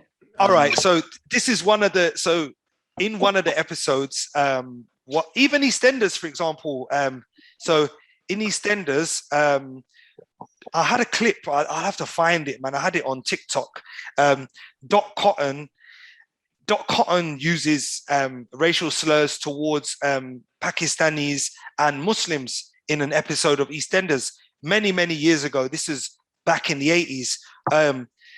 It was written into scripts. It was just normal. Because it's just so normal for a character like Doc to say those things. And Only Fools and Horses, I think they said, for example, they were like, they were scared that a nuclear war was going to break out between Russia and America and Britain or something like this. And they said, and in one of the episodes, they said, oh, well, if a nuclear war does happen, there's one thing we don't have to worry about. And then, it was Del Boy and what's his name? Rodney. Rodney turns around to Del Boy and says, oh, what will that be then? And he goes, well, the PAKI shop down the road will still be open. And I was like, oh my gosh, you know what I mean? Like, and being married to a Pakistani lady and hearing things like that, it's just as hurtful as somebody saying something to a black person, And I just feel like it's part of the Britishness that's existed for so long. If you look at this whole kind of Britishness thing. Jalal, can I ask you a question? Mm-hmm. Am I a racist if I find jokes like that funny? I wouldn't say racist. It depends. It depends on how you respond to it. Yeah. No, yeah. if I'm laughing, because I'm not gonna lie to you, I heard it. It sounded funny. Bro, I when I saw the episode, I laughed, but I was enraged. I was like, isn't it? Yeah, like, that's wild. It's wild because for that to be on TV is a madness. But at the same time, the racial stereotype that they use is very true. There probably would be an Asian guy's shop open until the end of days come because they work hard and they own businesses and they're successful at what they do. So, of course, that's a likelihood that there would be an Asian guy's shop open somewhere local to you. We lost your sound, Iggy. Oh, my sound should be there. Okay, cool. Yeah. So I don't think it's racism. I don't think it's racism. Yeah. Go on, sir. No, I think it's quite so. Obviously, in the 70s, things were much more blatant, and then people were like, "Yo, that's kind of wild." And then you get that odd black person here or there. But I think, okay, for example, like me being a millennial, like growing up with Little Britain, for example, that's a really big thing to reflect on because I think so. Some of the Little Britain skits are like, "Whoa, that's whack," but some of them were like jokes about racism. Like, do you remember the one where it's like the like old white woman or whatever, played by Dave Williams? And then anytime like she just puke, anytime she heard like a black person's name or some shit like that. Or she saw a black person or anything. And obviously the joke was about racism. And that's what I'm trying to say. I feel like obviously what happened in the Euros is very blatant, but there's other times when I feel like we're being oversensitive. And I think if you become oversensitive, you're actually taking away the validity of the situation from what's going on. So. But I would say I think the problem is, especially because obviously if you grow up black in the United Kingdom, you even if you're quite sheltered, you kind of get a vague idea of what racism is and like what is problematic, right? But I think when you're talking about issues, obviously because I think a lot of people aren't even at the point of what do we do about racism. A lot of people are like, what even is racism? I think a lot of people are still stuck. I don't think that, right. Sam, if you was right, there would be way less of racism right now. No, but it doesn't. What I'm saying is we are not even at that point of actually looking at real mechanisms to deal with. Obviously, there are some mechanisms in place, of course. It's not 1942 anymore. But I think as in a lot of people still aren't even at that point of understanding issues of racism or more importantly, the lethality of racism. Like, the classic one, like, I don't think it's a coincidence that there's a bunch of people who are half black, half Irish because they face the same housing policy discrimination. Exactly. Yeah. Of course, they only end up living in the same. So it's stuff like that. Like, if you don't understand how a social issue can turn into a big, deeper economic issue that can have decades of repercussions, if you're not even at that point of understanding, you can't even talk about how to deal with it. But I think, what was I going to say? I can't remember what I was going to say.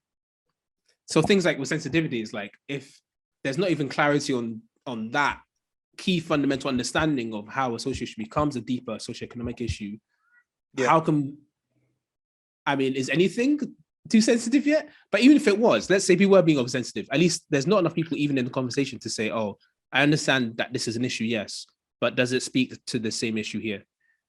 All right. What I'm going to say to that, bro, is because we're very quick to focus on the negatives. Now, look, I have to say again, and I always say it because colorism is another factor to this whole thing, bro. Yeah. Okay. Yeah. Colorism is a big factor. I am light-skinned. Yeah. I know for a fact that goes in my favor. So I might look at something and think you're being oversensitive. Big reason why is I'm not dark-skinned. So that joke might not cut as deep with me as it might with you. Do you see what I'm trying to say? Now, yes, my dad's dark-skinned and whatnot, but I'm saying in terms of sensitivities, your experience and mine might be a little bit different. But for me, the thing that I find with people is we focus so much on so many negatives, bro. Like, why are we not trying to look at some of the positives? Because, like, look how far we've come in this country, sir. Like, look how far we've come, bro. This is what I'm getting at. Like the idea of not enough people, even at that point of getting to like saying, okay, what do we do in the society we live in? Or even more importantly, let's pretend that racism doesn't exist. How many people are Bro, already we had millions, bro. We had millions of people, millions of non-black people marching at Black Lives Matter protests, throughout the Big deal. world, yeah. It's huge, and it's like we Oh, still I keep, had my own take on the protest. bro. I didn't attend the protest. I have my own. If you watch the busy at work. if you watched our first podcast, Yeah. you had there was my own take on the whole Look, protest. I feel like the protests as raising awareness, right? Yes. As raising awareness were a massive tool for raising awareness. But Yes. What do we do with raising that? exactly, what do we do with that raising awareness? Now, I have my own take on it. My personal opinion in terms of after raising awareness is that financial action needs to be taken against the people within power who perpetuate this stuff. If you can financially affect them, that's when they'll listen to you. Because in terms of conventionally you can't beat them. Conventionally you just can't beat them. But financially you can. If, for example, we had a mass strike where all Black, Asian, and minority ethnic people within the UK said, tomorrow we don't go to work for 7 days, right? Yeah. Nobody works.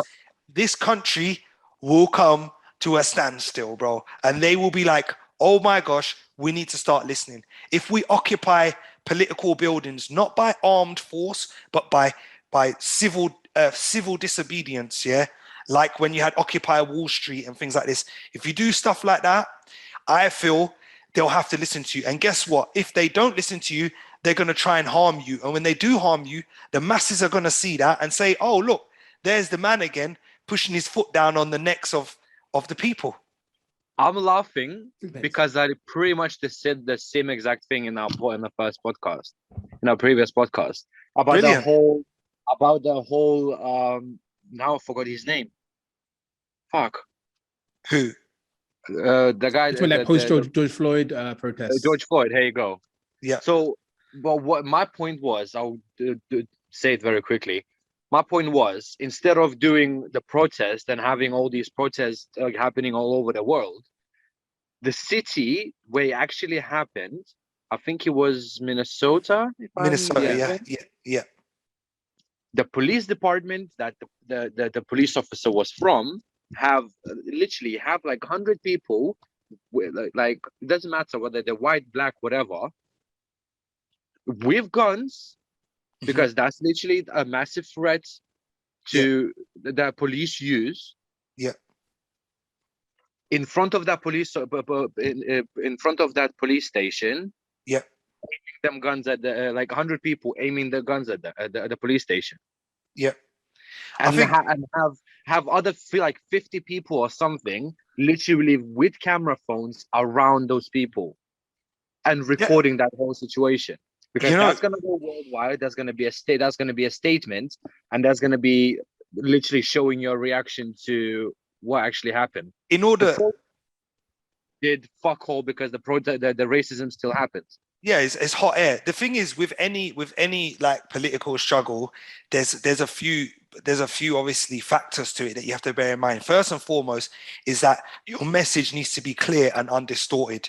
You get what I'm trying to say? Yeah. So going around rioting and stuff like this, and looting, it immediately distorts your message. You get what I'm trying to say? I would argue that these are different parties, right, which is obviously the key thing about social justice.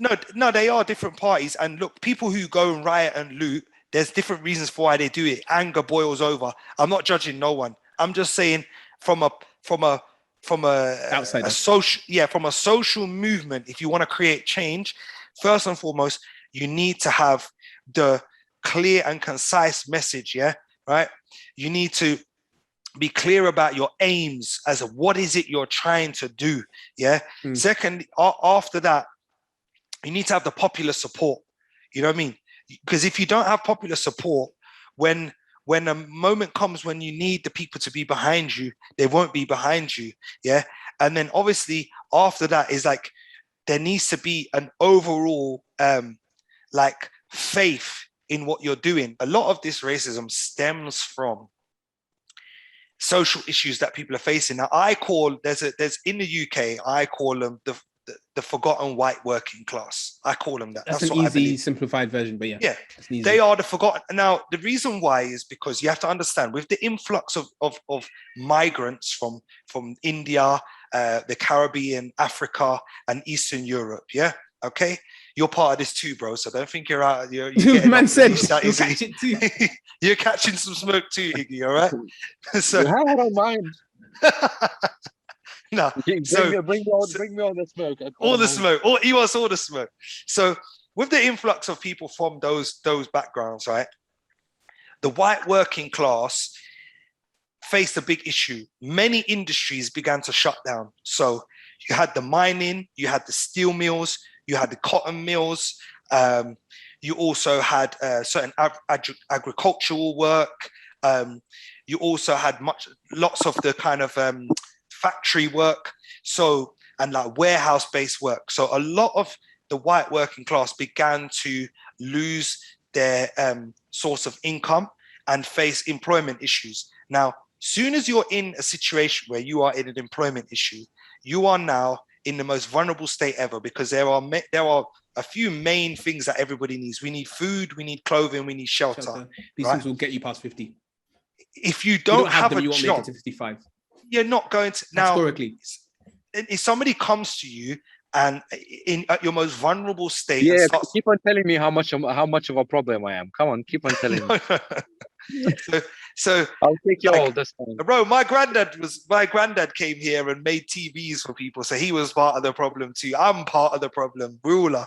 But the thing is then when you're in that very vulnerable state and somebody comes to you and says to you, I'll tell you what the problem is. It's the Asian guy down the road who's opened up a corner shop on the end of the street. Don't you remember when that used to be owned by an old white family? Forgetting to add the fact that the old white family sold the business to the Asian guy because their children didn't want to follow in their parents' footsteps and own a corner store. Their children wanted to go and do something bigger and better. Yeah.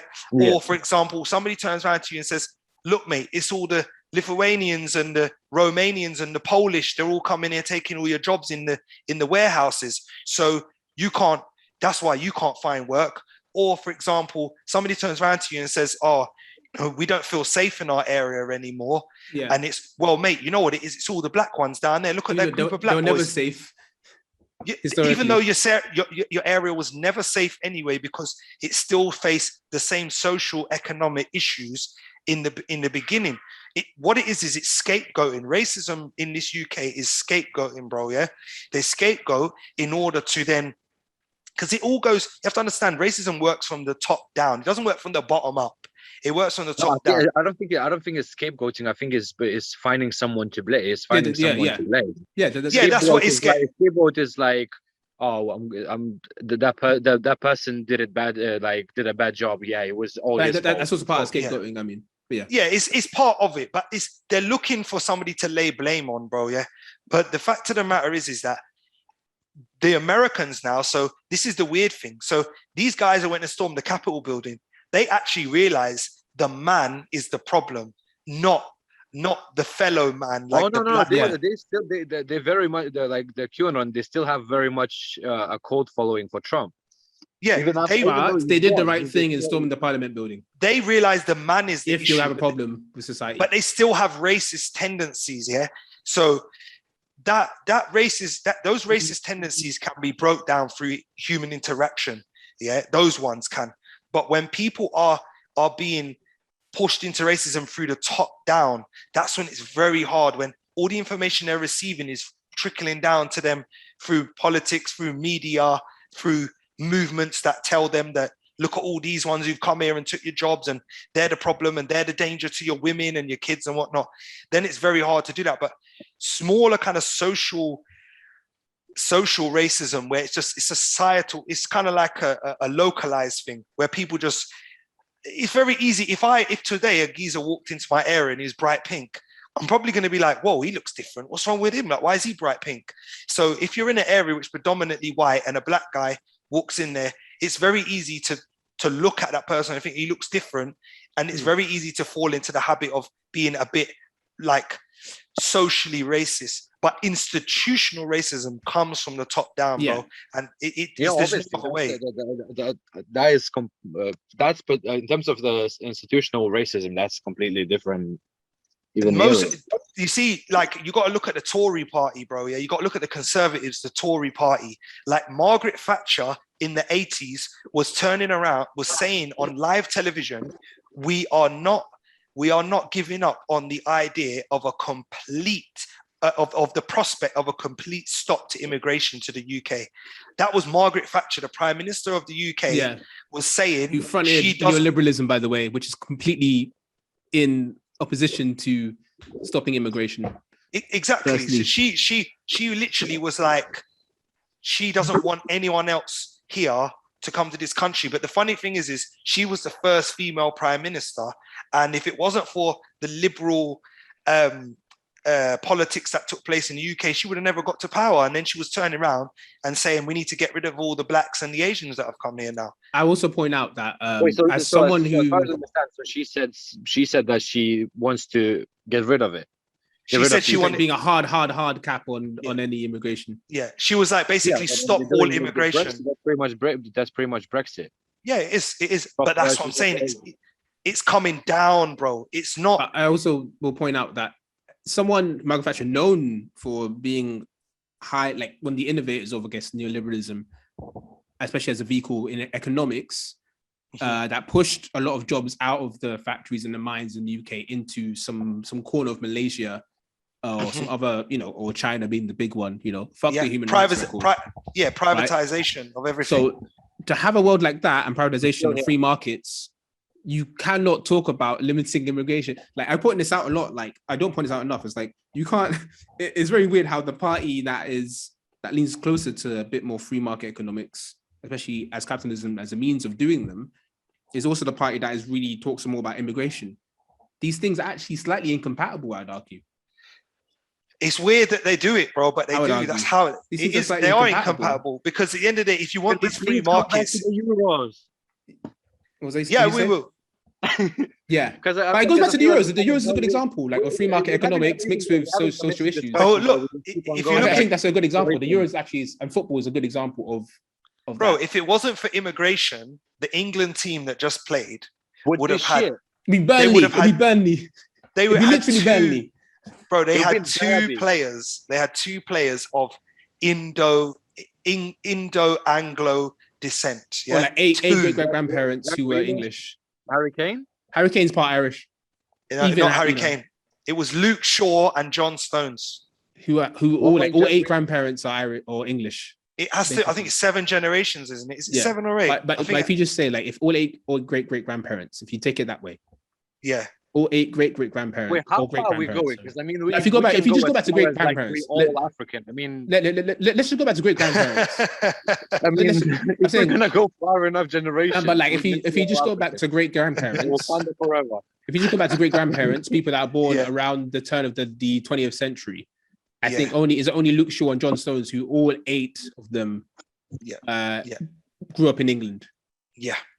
Well, I think their heritage. We're talking about people's heritages, and we're saying that they shouldn't be playing. We're kind of being on the wrong no one said side. that, but like, it points out the fact that, like, how dependent we are on that kind of multiculturalism. So you can't have this as a means of statecraft and then also say that immigration has to be tightened down when you literally bought into immigration as a means of building your country.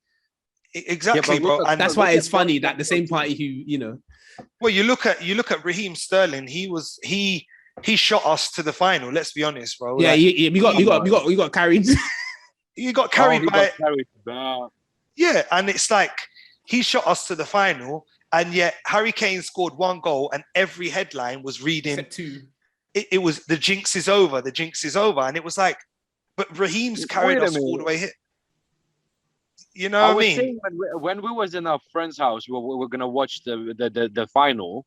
I was literally saying to everyone, like, Raheem's back must be hurting from carrying the whole fucking team. all the way to the final. Bro, it's the whole irony. team, It's the my man- irony. The man carried it. carried the whole Thing is, team. Kane did show up eventually. He did show up in the semi-finals and the quarterfinal. He did Against attend who? the tournament Against eventually. Ukraine. Yeah. He did scored attend the against tournament Ukraine. eventually. He couldn't score against any other Shut- team. Do you know the beauty? You know what I want to say, guys, on a positive note? You know the beauty of the Euros? I saw a picture today and I just saw all the players hugging each other, even after losing. They embrace one another. Gareth Southgate as a man, to put faith in those three young black players in the final, realizing that he didn't realize that he wanted them to be heroes. He wanted them to be heroes. He wanted them to score the winning penalty. And I think he did that because he wanted them to score the winning penalty and to try and break down more racial barriers in this country. And it didn't work. It backfired. It backfired and he miserably fell. But guess what? He was brave enough to try. Yeah. He was brave enough to try. However, I would argue for football reasons, other managers wouldn't have had that confidence in black players, and they would have sent up majority white players to take those penalties. I don't think that's it. And that would have been an issue also as well. Don't you think that would have been an issue also? That it'd be different. Although some people argue, why wasn't Sterling there? I would also argue, why wasn't Sterling taking a penalty? Quite literally, in terms of player skill, right? Mm-hmm. Marcus Rashford has been on injury throughout the whole tournament. Yeah, he shouldn't have took a penalty. Marcus Rashford shouldn't be at the tournament. If we're being real, Marcus Rashford shouldn't even be here. Was it Saka? Yeah. He was the only man who was actually there the longest. Jack Grealish came in literally just for penalties for 5 minutes. No, the Jack Grealish played a bit, but it's the same issue. He got in the Sancho. Sancho, 5 minutes. Sancho didn't touch the ball, I don't think. You know, he had one touch and Rashford had one touch. They had one touch each. That's what I'm saying. So you bring on players that is going to be there just for the penalties, and they're going to be the final penalty takers. The only reason that I don't mind Southgate after this whole thing was because in a press conference he literally went. He took it. He took it on the chin. He went, "This is all my fault as a manager for bringing players too early and bringing them straight onto the penalty shootout. Bringing Rashford when he was suffering through injury. Mm-hmm. Yeah, I should have chosen." It was was just an unfortunate chain of events, man. Yeah. Like Rashford hit the post. Saka shouldn't have been taking the final penalty. Grealish should have come on for about 70 minutes. From 20 minutes in, we were sitting deep, letting them press us. Chiellini virtually lynched Saka. You get me? Like, he virtually lynched the man. There are so many. Did you read the articles where they were saying that Chiellini put a curse on Saka? No. But literally Google it. Journalism in this country is a shambles. I'm sorry. When Saka was about to take a penalty. Yeah, I can't remember the name of it was some South American curse word apparently. Yeah. No curse word, sorry, like literally a curse. Like a prayer kind of thing to curse him. No, it's almost, apparently from what I've read, there was some South American team that they literally just had one, like some small team, they had only one fan come to their games. And every time he was in the game, he was watching the game, he was in the stands, they won. Like they literally, and like throughout the whole season, every time he was there, they won. The one game that he wasn't there, they lost. Mad. Out of the whole season. So that guy's name, and then afterwards, apparently he died, like he passed away, that fan. They didn't win anything ever since. That is crazy. I'm Googling this right now. So that guy's name, apparently Chiellini said that guy's name before Saka took the penalty. But okay. Oh. That's very nice, Ignace. But I also will point out, Bukayo Saka plays for Arsenal Football Club. Okay, don't go that deep into clubs. He's already cursed. No, okay, here, look, it's in a sensational statement, Italian captain Giorgio Chiellini on Wednesday claimed that he had cursed England's 19-year-old Arsenal winger Bukayo Saka when he was taking the fifth penalty for England during the UEFA European Cup finals. Oh, it's possible. It's possible. It is possible, bro. That's That's a what I'm Keelini saying, thing to man. do. That's such a Keelini thing. You know what? But the thing is, look, it was a horrible chain of events, right? England didn't get through. The fallout afterwards was a lot of people were shocked by it. But as soon as I saw we were out, I looked over at my wife and I said, "Oh, It's you long. wait and see what's going to happen It's now." long. Like I just knew, like, just wait and see what's going to happen now. Yeah, what's And gonna do? and I knew it. Like as a young black man growing up in this country, I knew what was coming because it was the three black guys that missed their penalties, and it was no doubt like we're in for. I didn't. I'm not gonna lie to you. Like none of us. We only heard the backlash afterwards. Like it wasn't in our heads. It was because It they kind missed. of, I know, but I think like it's more of a case of At think. least I didn't think it. Maybe But- because it's white privilege or whatever. I don't know. But No. But I think the key thing is though, like I didn't think it. Like they're gonna get some sort of backlash just because. Like just they don't. I knew they're gonna get backlash for missing. I didn't think they're gonna get racial almost like backlash. Yeah, but that's not. I think for somebody to say, "Oh, that's white privilege," I don't think it is. I just think it's probably a little. I'm joking. Like white privilege doesn't have to be this big, expansive thing. It could be like little tiny things that you just go, "Oh, that's interesting," and then you move on with your day. Yeah, there's this Muslim girl that I chat on Instagram from time to time, and I asked her like, "How do you pronounce your name?" Because it was like Alicia, but it's spelled like with like few more letters. So I asked her like very politely like how to pronounce it, and then she wrote it once, and I kind of tried it, and then she went, "No, it's this." And I was like, okay, cool. Now I get it. And so my only response in my head that came up that I was able to come up with was, and I've texted it to her was, "Sorry, I'm a white uneducated man. I don't know anything else. I don't know any better." Don't give up. I'm a white. Don't give up. I'm a white cisgender male. Yeah. Don't give up, Like- big nice is what I'm saying. Don't give up. No, but that's what I'm saying. It was literally Okay. But yeah, back to But then I could say quickly on that note, how do you pronounce your last name, bro? Because I can't pronounce your last name. Where's my last name? Where did you see my last name? That would be a better it's there. question. It's Seven Koyonis or something. Oh, is it there? Yeah. But how do you? I know I pronounced it wrong. So there you go. So how would I pronounce it last? Because you're using you're saying C and A. Yeah, use an Anglophone approach. Okay, Yeah. so how would I say it then? It's Schwenchonis. Schwenchonis. Oh, it's one. Okay. You just made it sound really like exotic when you said that, bro. I mean, for Because it's Eastern European, that's why it's exotic. Yeah. There you go then. Yeah. All right. So in terms, obviously, Euros, I feel like I'm gonna say my final point about Euros, Mhm. and this is gonna sound crazy.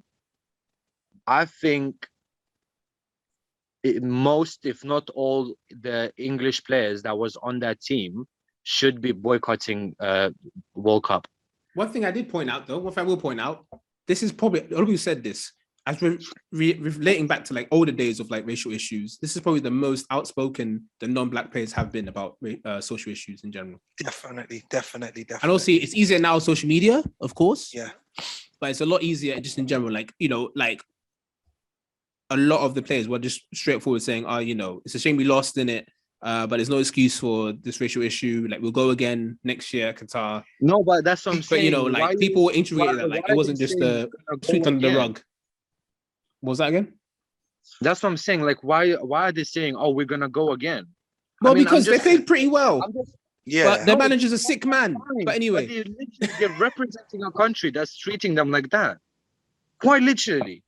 I know what you're saying. I know what you're saying. Sport. Obviously, but from the sport point of view, I'm playing for the. But you know what it is. Look, I can play for my club, rake all the millions and whatever the money I'm going to be getting. Mhm. The club supporters are going to be supporting me because I'm wearing because I'm wearing the badge. And I'm not gonna, and I'm probably getting there's probably less racism in club football, especially in England, than there is an international one. Depends. So international is more charged. Everything's a bit charged, but it depends. So it's more charged. I get more money. I get less racial abuse and I'm more value. But look at this, yeah. The reason why we can't boycott it, yeah, quite simplified. If we do, they have won. The racists have won. We How? need. They're the Look, ones that hear me out. want us to win. Look, Everyone has to boycott it, or no fans. Everyone, yeah, or no no fans. fans. No fans is one solution. Yeah, If one you're gonna take it solution that is no seriously. fans. Or because what happened in the past is English fans were banned from international football. Yeah.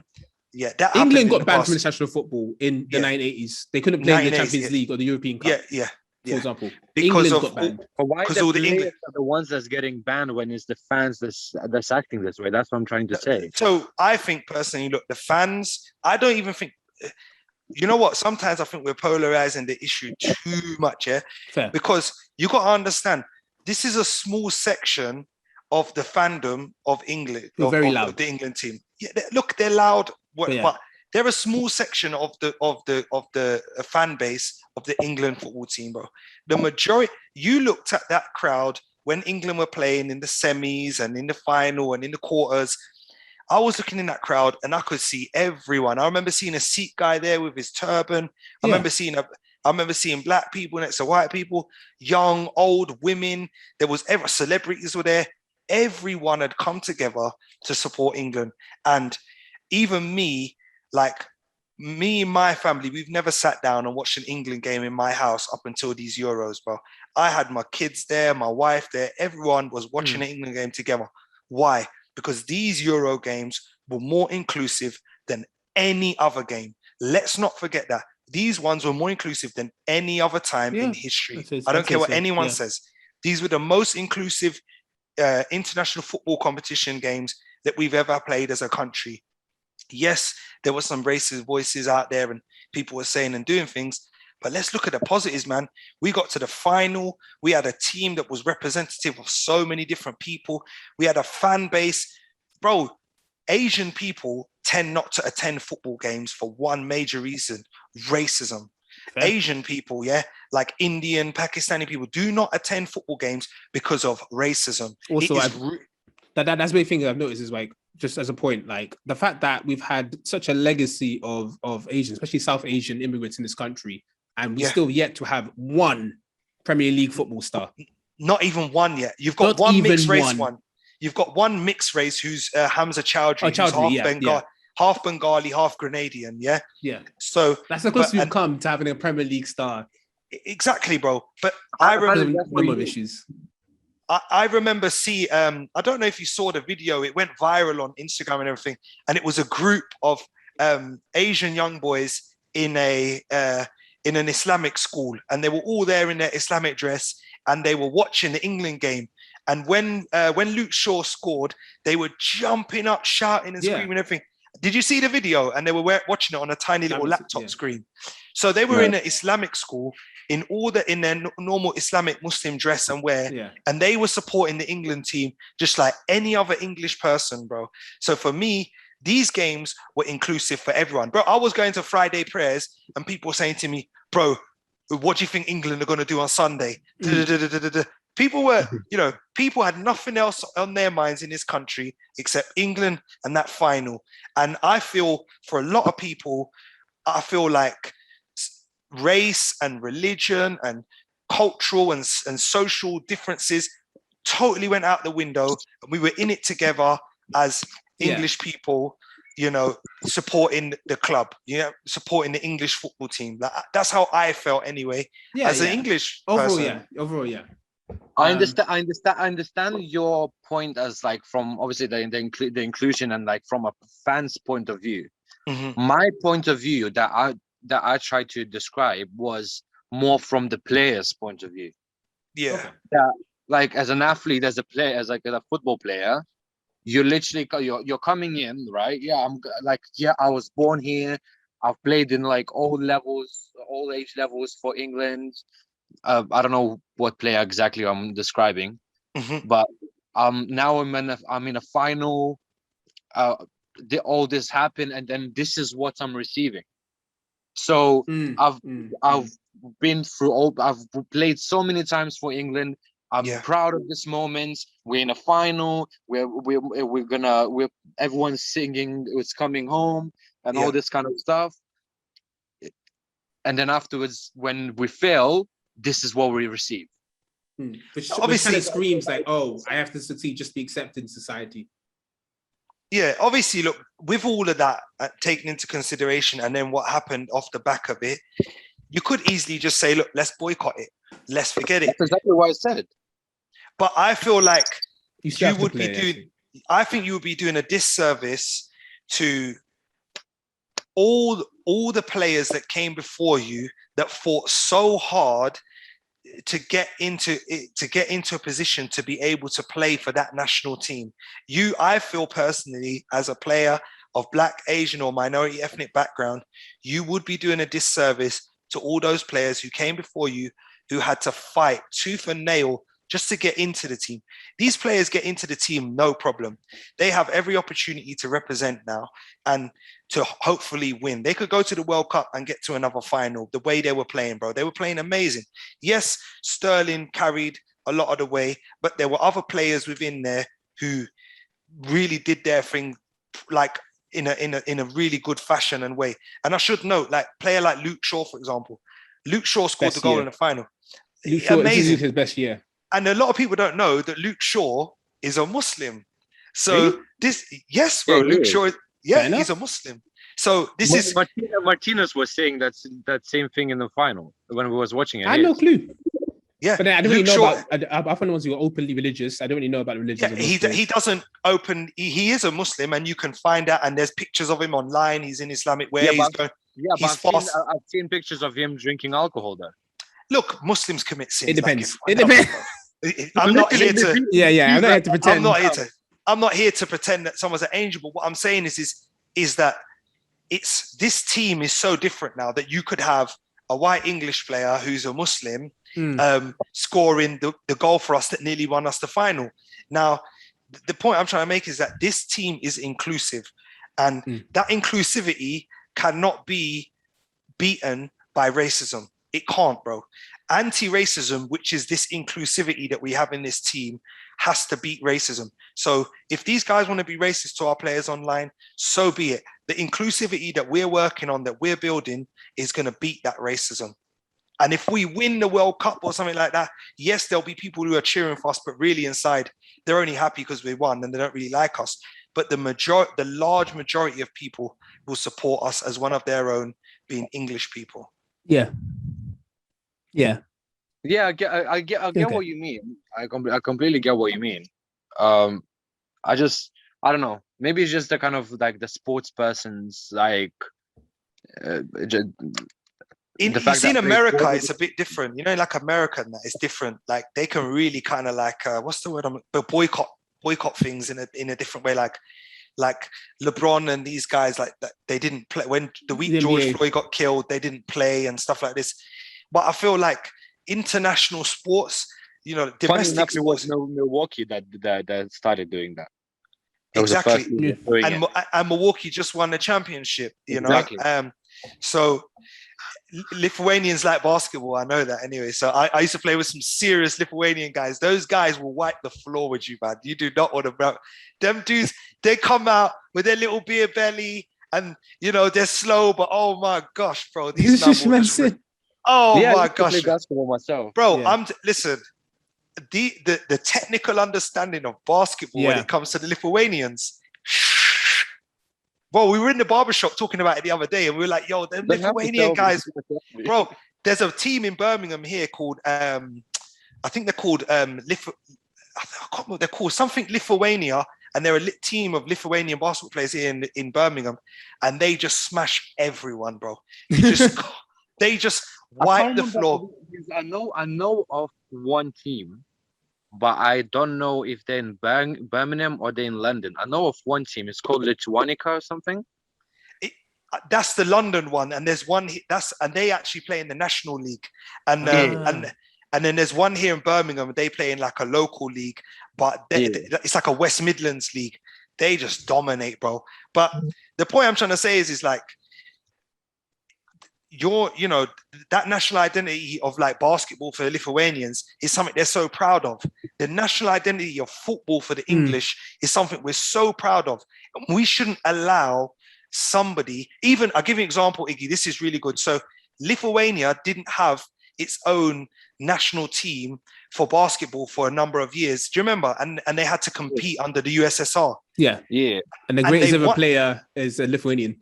Yeah, exactly. Exactly. What's his name, man? What's his name? What's his fuck. He's Iggy, come on, you gotta get his name out now, bro. What are you talking about? Sabonis, yeah. Sabonis. Yeah, Sabonis. And his son plays in NBA now, is it? Exactly. Literally, So literally USSR, when we were playing under USSR, the starting five was all five Lithuanians. Oh, really? Exactly. Yeah. And in the US were really pushing and supporting those Lithuanian players because they knew they were being oppressed. Now look at this is the example I'm giving you, Iggy. Yeah, they were being oppressed. They knew that they're being oppressed, but they were supporting them so they can bring them to the NBA and to give them careers in basketball and whatnot. Yeah. So what I'm saying is the Lithuanians never not for the benefit of America. No, well, maybe so, but it helped the Lithuanians in terms of getting that national exposure as basketball players. But what I'm saying is they never lost their national identity, even though they were playing under the USSR. It's a different scenario. Now the English, we were not allowed. We were not. The fact that we were playing under the different flag. You weren't allowed to play. You weren't allowed to play under the Lithuanian. There wasn't no Lithuania at that time. Yeah, exactly. There was an identity even. We was classified as Russian. But in your hearts, you were Lithuanian. Yeah. Yeah, exactly. So they never lost that identity. So I feel for these players, predominantly the black and ethnic minority players within the England team right now, to allow their identity to be taken away from them as Englishmen and professional football players, on the basis of some racist supporters, don't you think that would be wrong, bro? Just like the Lithuanians who competed under the USSR, but everyone knew they were doing it for who? For Lithuania, not for the USSR. Because they could have just said, we're not going to compete. But they them compete. That's the whole point. Well, obviously they couldn't even say no. It was almost like it's a bit touchy still. No, because I've watched the documentary on it. It was a bit touchy, obviously. But what I'm saying is they did that for the national pride of Lithuania. And I feel that these black players within the England team should do something similar. They shouldn't allow. I think that there's that energy though. But they're not. I think that there's the energy. I don't think it's a very similar situation because they're literally playing for the team and for the country that they were born in. There's nobody like apart from the racial slurs. There's nobody saying you have to play. That's my point. And the fact that you're like, I don't know. It's just that it's more. Maybe it's just like facts. Sorry, feelings over facts. Yeah. That is the fact that you're representing this country, and then this is what you get. But I think as black people in the UK, we've fought so long and hard to feel a part of this and to feel that as though we are represented. I mean, say again? No, I mean like you fought so hard to be able to represent that you're still going to take jabs. But I feel if we played and perform every time we play and perform, that's like giving it a middle finger back to the racists, and it's like saying, well, look. I understand what you mean, but I think maybe there's a fatigue to that. Mm-hmm. I think the idea like, I can't just be average. Why can't I just ply my trade and then try and be the best and just expect people to not racially abuse me, because that's what we should expect. Definitely. So I understand from that point of view. For example, I think was it a German game? Was it a Germany game or whatever where they walked out because of racial abuse recently? There's a certain game. I think there was a game. Yeah, there was a game. I can't remember who played them. It wasn't even. It was like a friendlies, like a national friendlies. And then they just cancelled the game because they're like, literally, like it was maybe like 5 minutes in or something. But again, guys, this is what I'm saying. Who wins in that situation? You've got to look at them. It depends how you play. Yeah, but that's what I'm saying. In friendlies, you can play hardball. In friendlies, you play hardball. In tournament football, you try and win. This is the environment that we are. Sorry, this is the environment that we are playing in. We're not going to play. And both teams walked out. It wasn't even just one team that walked out. Literally, as soon as both of the teams saw it, The coaches saw it, the referee saw it, everyone just fucked off. Everyone disappeared. In my opinion, personally, this is just my opinion. I just feel on this note is that I don't think that we should look. I've played in a football game before and I've had a banana thrown at me. I didn't for 1 second think I'm not going to play this game any longer. I thought that team in front of me there are going to get a battering today because of this. Yeah. So if, for example, now it's different when the racism's coming from your own fans, but what you can do in response to that is you can play so well that those same racists who had that same tone with you just a little while ago, they're now thinking, well, you know what? He's good though, isn't he? I can't really say much, can I? He's got us to the final. He's won us the cup. And it kind of puts them in a difficult position because they have to admit that their racism is so foolish, you know? Because without that black player or that player of a different ethnicity scoring those goals or getting them to the final, they wouldn't have no trophy or have no wins under their belt. Raheem Sterling is currently the top goal scorer for England at the moment, isn't he? Of current players, he's currently the top goal scorer for them. So that is there showing you like a great example of why we need to keep playing on and not folding under the pressure. There's definitely need to play on. I get that. But okay, to be honest, maybe football's a weird one, as in because it is a performance. Mm-hmm. Like the reason why footballers get paid so much is because of the entertainment value they bring. Yeah. Right. Like, remember, they're part of media. They're not really. It's not about sports thing. It's a media thing. And I think maybe it's the idea of we can't sweep under the rug. So I guess part of it is drawing attention to it, so that if we suffer now and these games and the game quality suffers now, it's better that we do this now rather than in a few years' time. Down the line. So I understand that probably. But I do understand. At the end of the day, if I'm in football, I want to play football. Yeah. So are there other mechanisms to approaches to take to say, oh, we won't accept this behavior at football games? All right.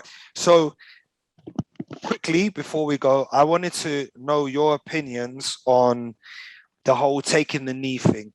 What as a whole, what do you feel about taking the knee? People are calling it, we had Priti Patel calling it a political gesture. We had Wilfred Zaha saying it's pointless.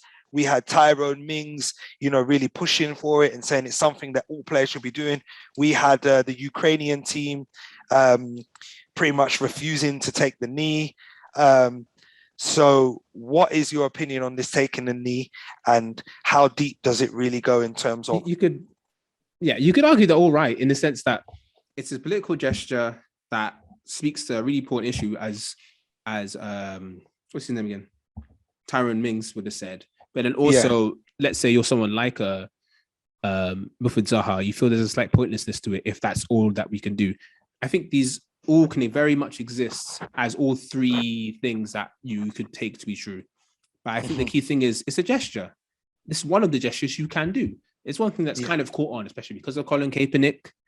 He found the most peaceful possible way to protest the real facts that we sing about, home of the free, land of the brave. However, it's the most incarcerated nation on earth.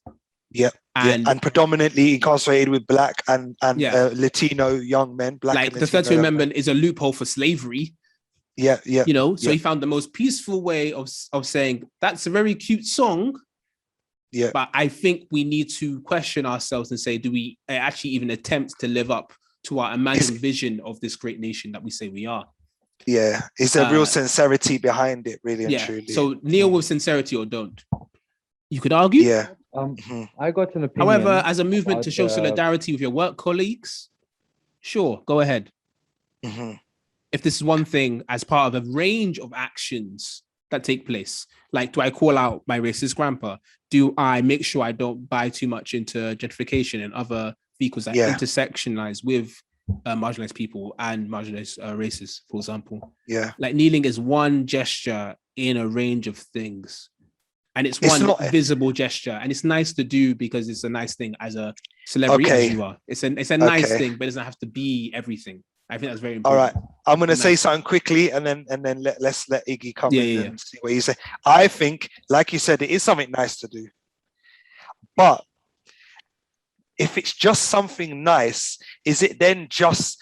It's almost like a bandwagon gesture. Like you're just jumping on, Okay. taking the knee, putting your fist up, and you don't really understand where this all came from.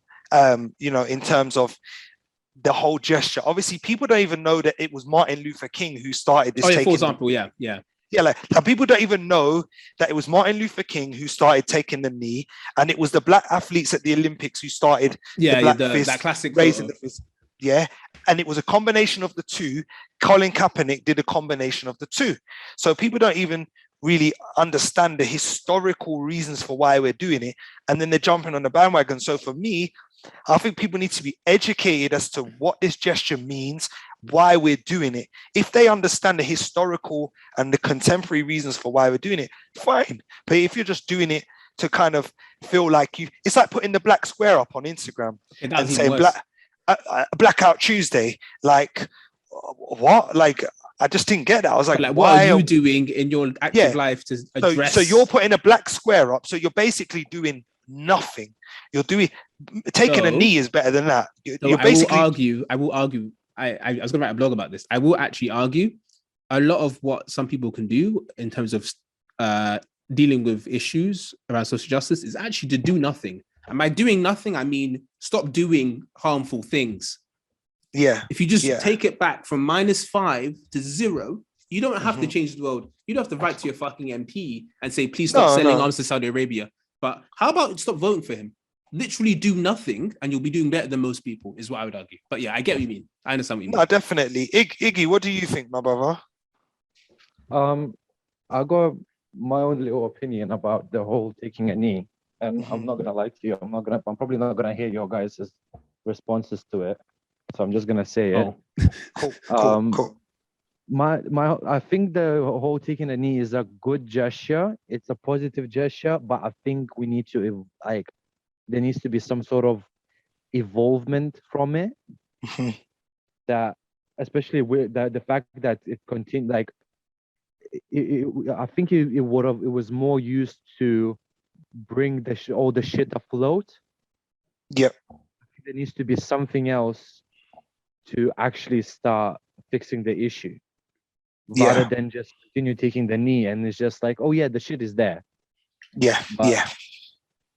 The bullshit is there. The racism is there, but there's nothing like actually happening about it.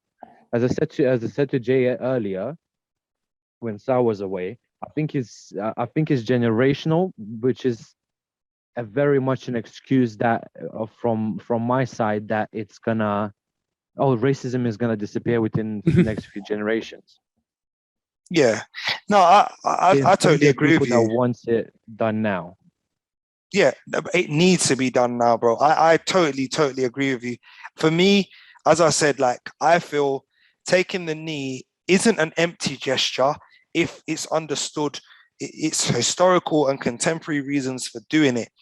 But there needs to be some kind of action thereafter.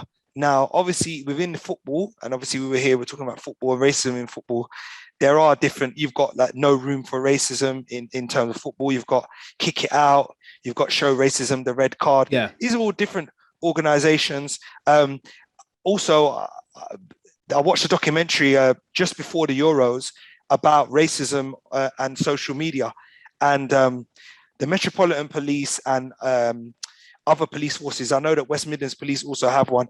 They have dedicated football online racism departments now that deal with dedicated online football racism targeted towards fans and players. So if, for example, you were in like a sort of conversation on Twitter and you're talking about why Marcus Rashford is the best striker in the Premier League, and somebody racially insults you in that thread, that can be referred to these police departments that deal specifically with these kind of offences.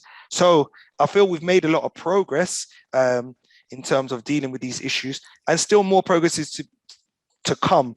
But I just, like I always said to you from the beginning, is we've got to look at the positives, man. Like England did really well. The players did really well. We had Raheem Sterling, who's of Jamaican background descent, leading England to the finals.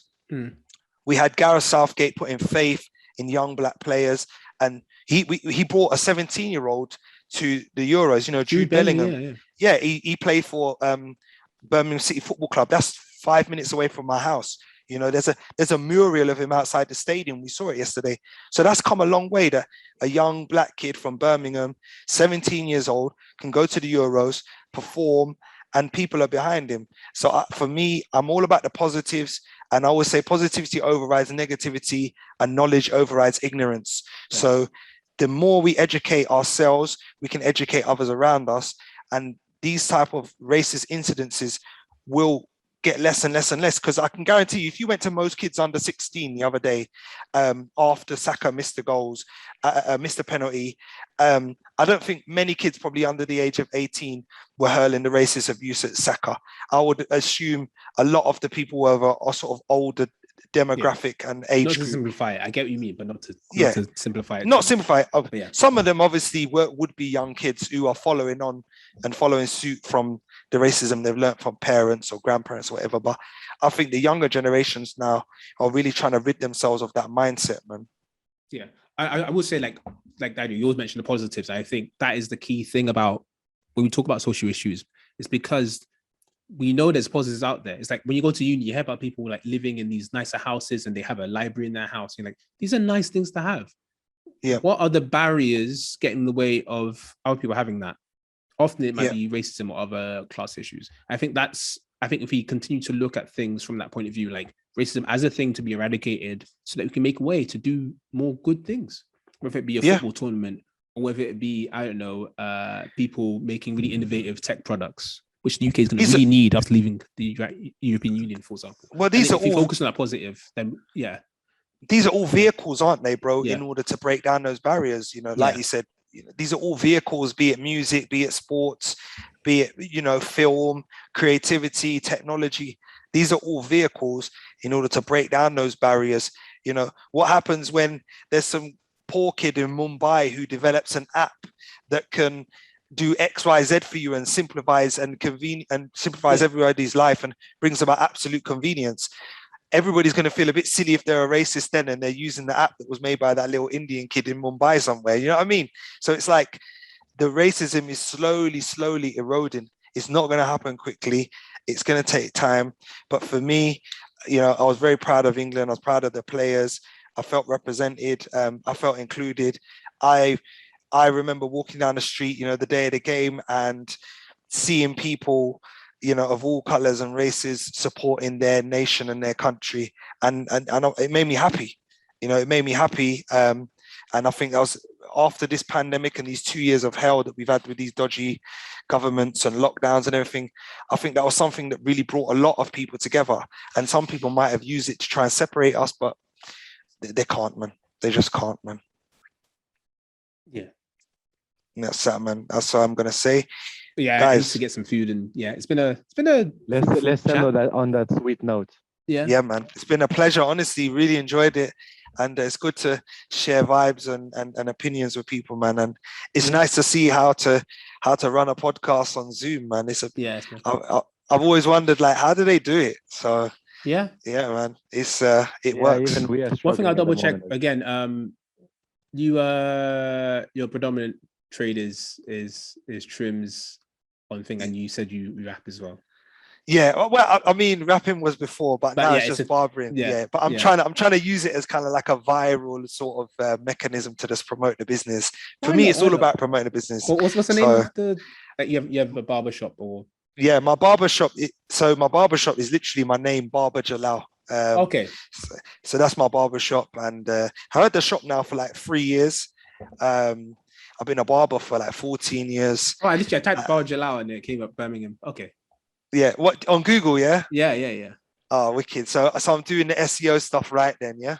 I guess so. Yeah, if you can type in the name, yeah. I was doing that as well with my business. It's like the first 2-3 weeks, I'm like, it doesn't come up, and then eventually just posting more content. It's nice just seeing more content, bro. Just make sure you're on all the social. Yeah, all the social media. Yeah, we're definitely gonna add your socials just in case. Yeah, man. somewhere on the screen, or whether it's going to be in the start or it's going to be at the Bro, end. listen, you reached out to me, man, and I appreciate it. And I like talking about real issues like this. I don't like to waste my time on silly, meaningless chat. You know what I mean? So this is good stuff, and I appreciate the opportunity, man. Yeah. Guys, have a blessed one. Yeah, you too, man. You too. Thank you Have a for the blessed talk. one. I'm going to be in touch, yeah? Yeah, of course. Peace. I will. Peace. Peace. Yeah, mate. Take care.